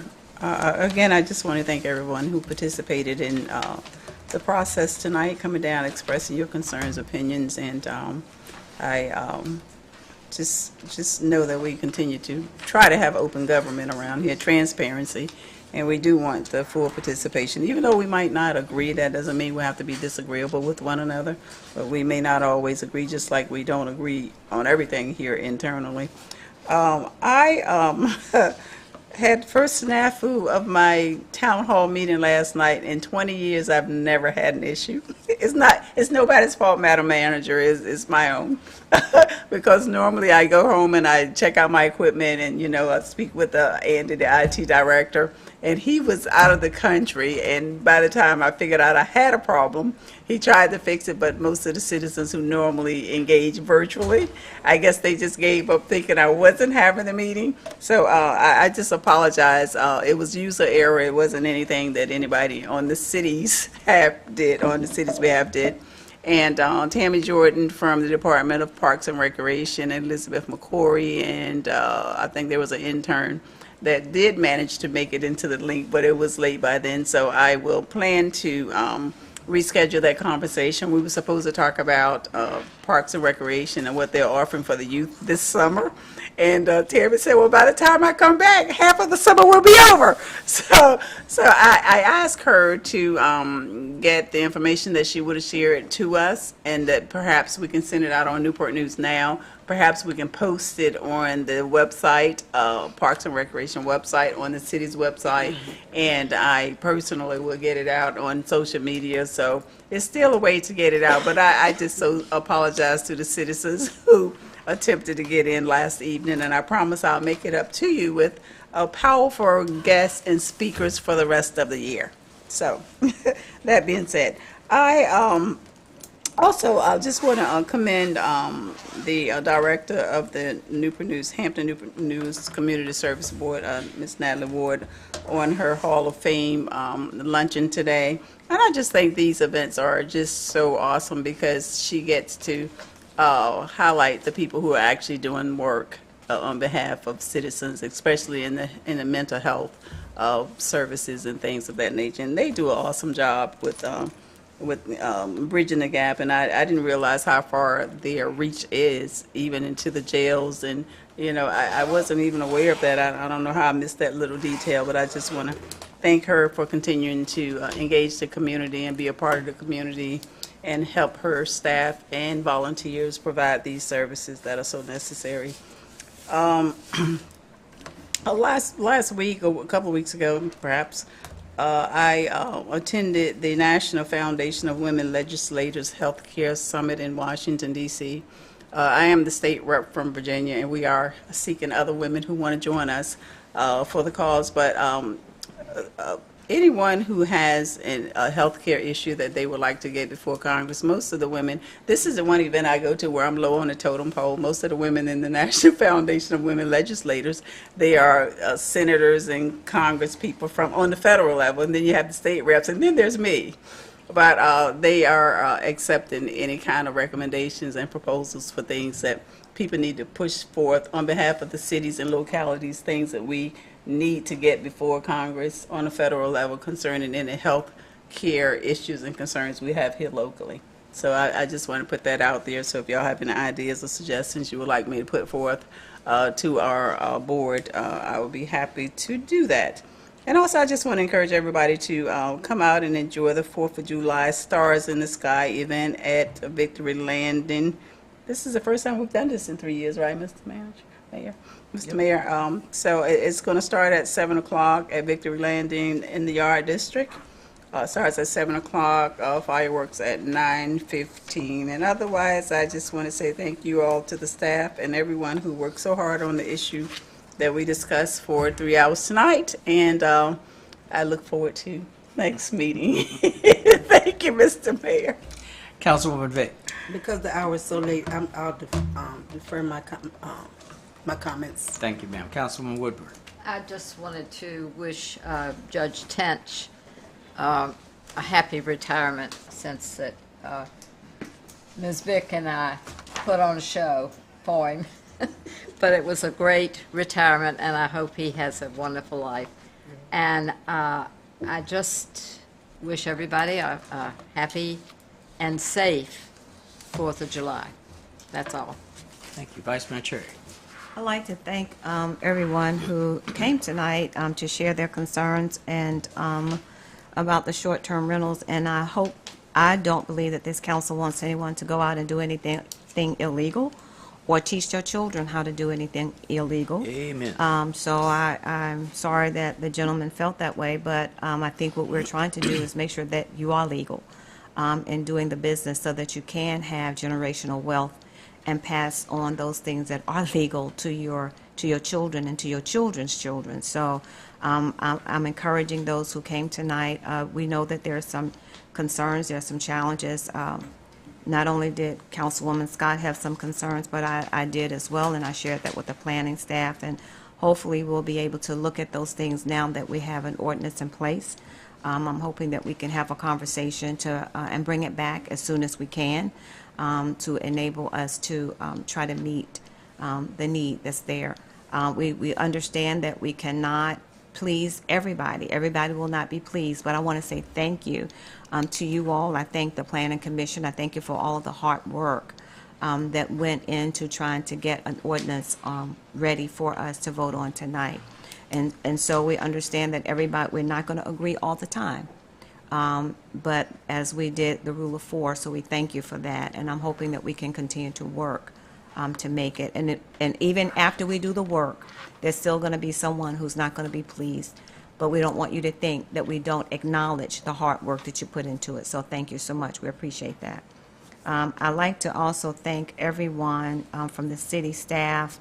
Madam Manager, I thank you. You have exceptional employees. And they were really wonderful in working with that we could have 8 days of Juneteenth celebrations for the city of Newport News. We had great attendance at all of the events, and we're so happy and thankful for the hard work that the parade process team put together. They worked really hard, and so we had our first city inaugural parade, and I think it was successful. But all of the events for Juneteenth were to enliven the community with education, awareness, and commemoration. So, Madam Manager, I just want to say thank you on behalf of the Downtown Newport News Merchants and Neighbors Association. I want to thank Deputy Attorney Darlene Bradbury. I want to thank City Attorney Shannon Jones, Judge Flife, Tanika Flife, and also Judge Sean Overby for being the judges for the Juneteenth debate for our young people. It was exceptional, and I just want to say thank you. I want to extend that thanks to you publicly for all of your help and all of your assistance. And so we look forward to continuing to do a debriefing. We will be meeting with our city manager to talk about Juneteenth 2023.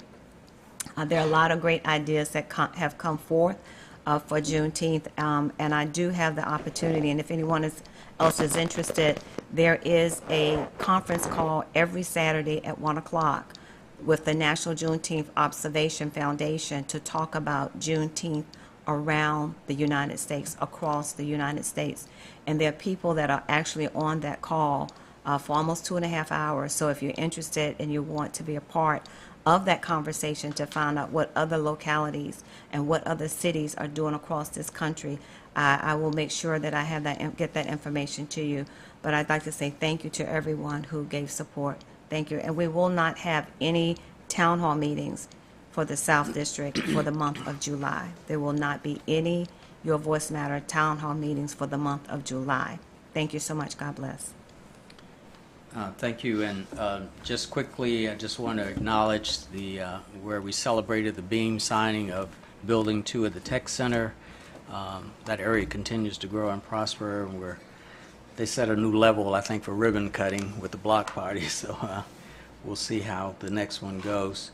And also congratulations to our Lions Bridge soccer team, who is still undefeated, and they're still currently ranked number 1.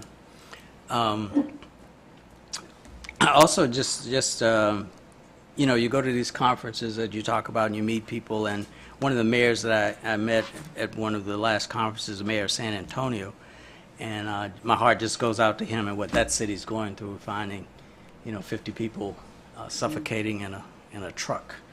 And I know what he's going through, and my heart goes out to him. Lastly, just to piggyback on the vice mayor, sometimes what we try to do, because of the technicalities of law, and thank you, lawyers, for what you do, it doesn't always come across as that we're trying to help. But when you have restraints and you don't want to do something that you can't reverse, we have to do things a certain way. And I think, and I appreciate council taking the patience and the time to listen and to go through the process and continue to be able to tweak. And I want the public to understand, if we didn't do it this way, we would not be able to tweak this because it would be grandfathered in a blanket way and we couldn't reverse it. So I hope everyone got that point and through this long process tonight. I thank people for their patience. I thank everyone listened attentively. And as been stated, when you're trying to reach a balance, you're not going to please everyone. And very seldom does any rule or law do that anyway, especially when people have equity and money, financial out there in the businesses that they are attempting to do. But I think when we have to represent not only the business community, but the neighborhood community as well, and if we all think about what we would want living next door to us and those possibilities, we would want a balanced approach to this issue. And it is a very complex issue, as stated. But again, I want to thank the staff for what they've done, what they're going to do, and help us to get through this process. And we know it's a nightmare, but we've been through nightmares before, and we're going to get through this one.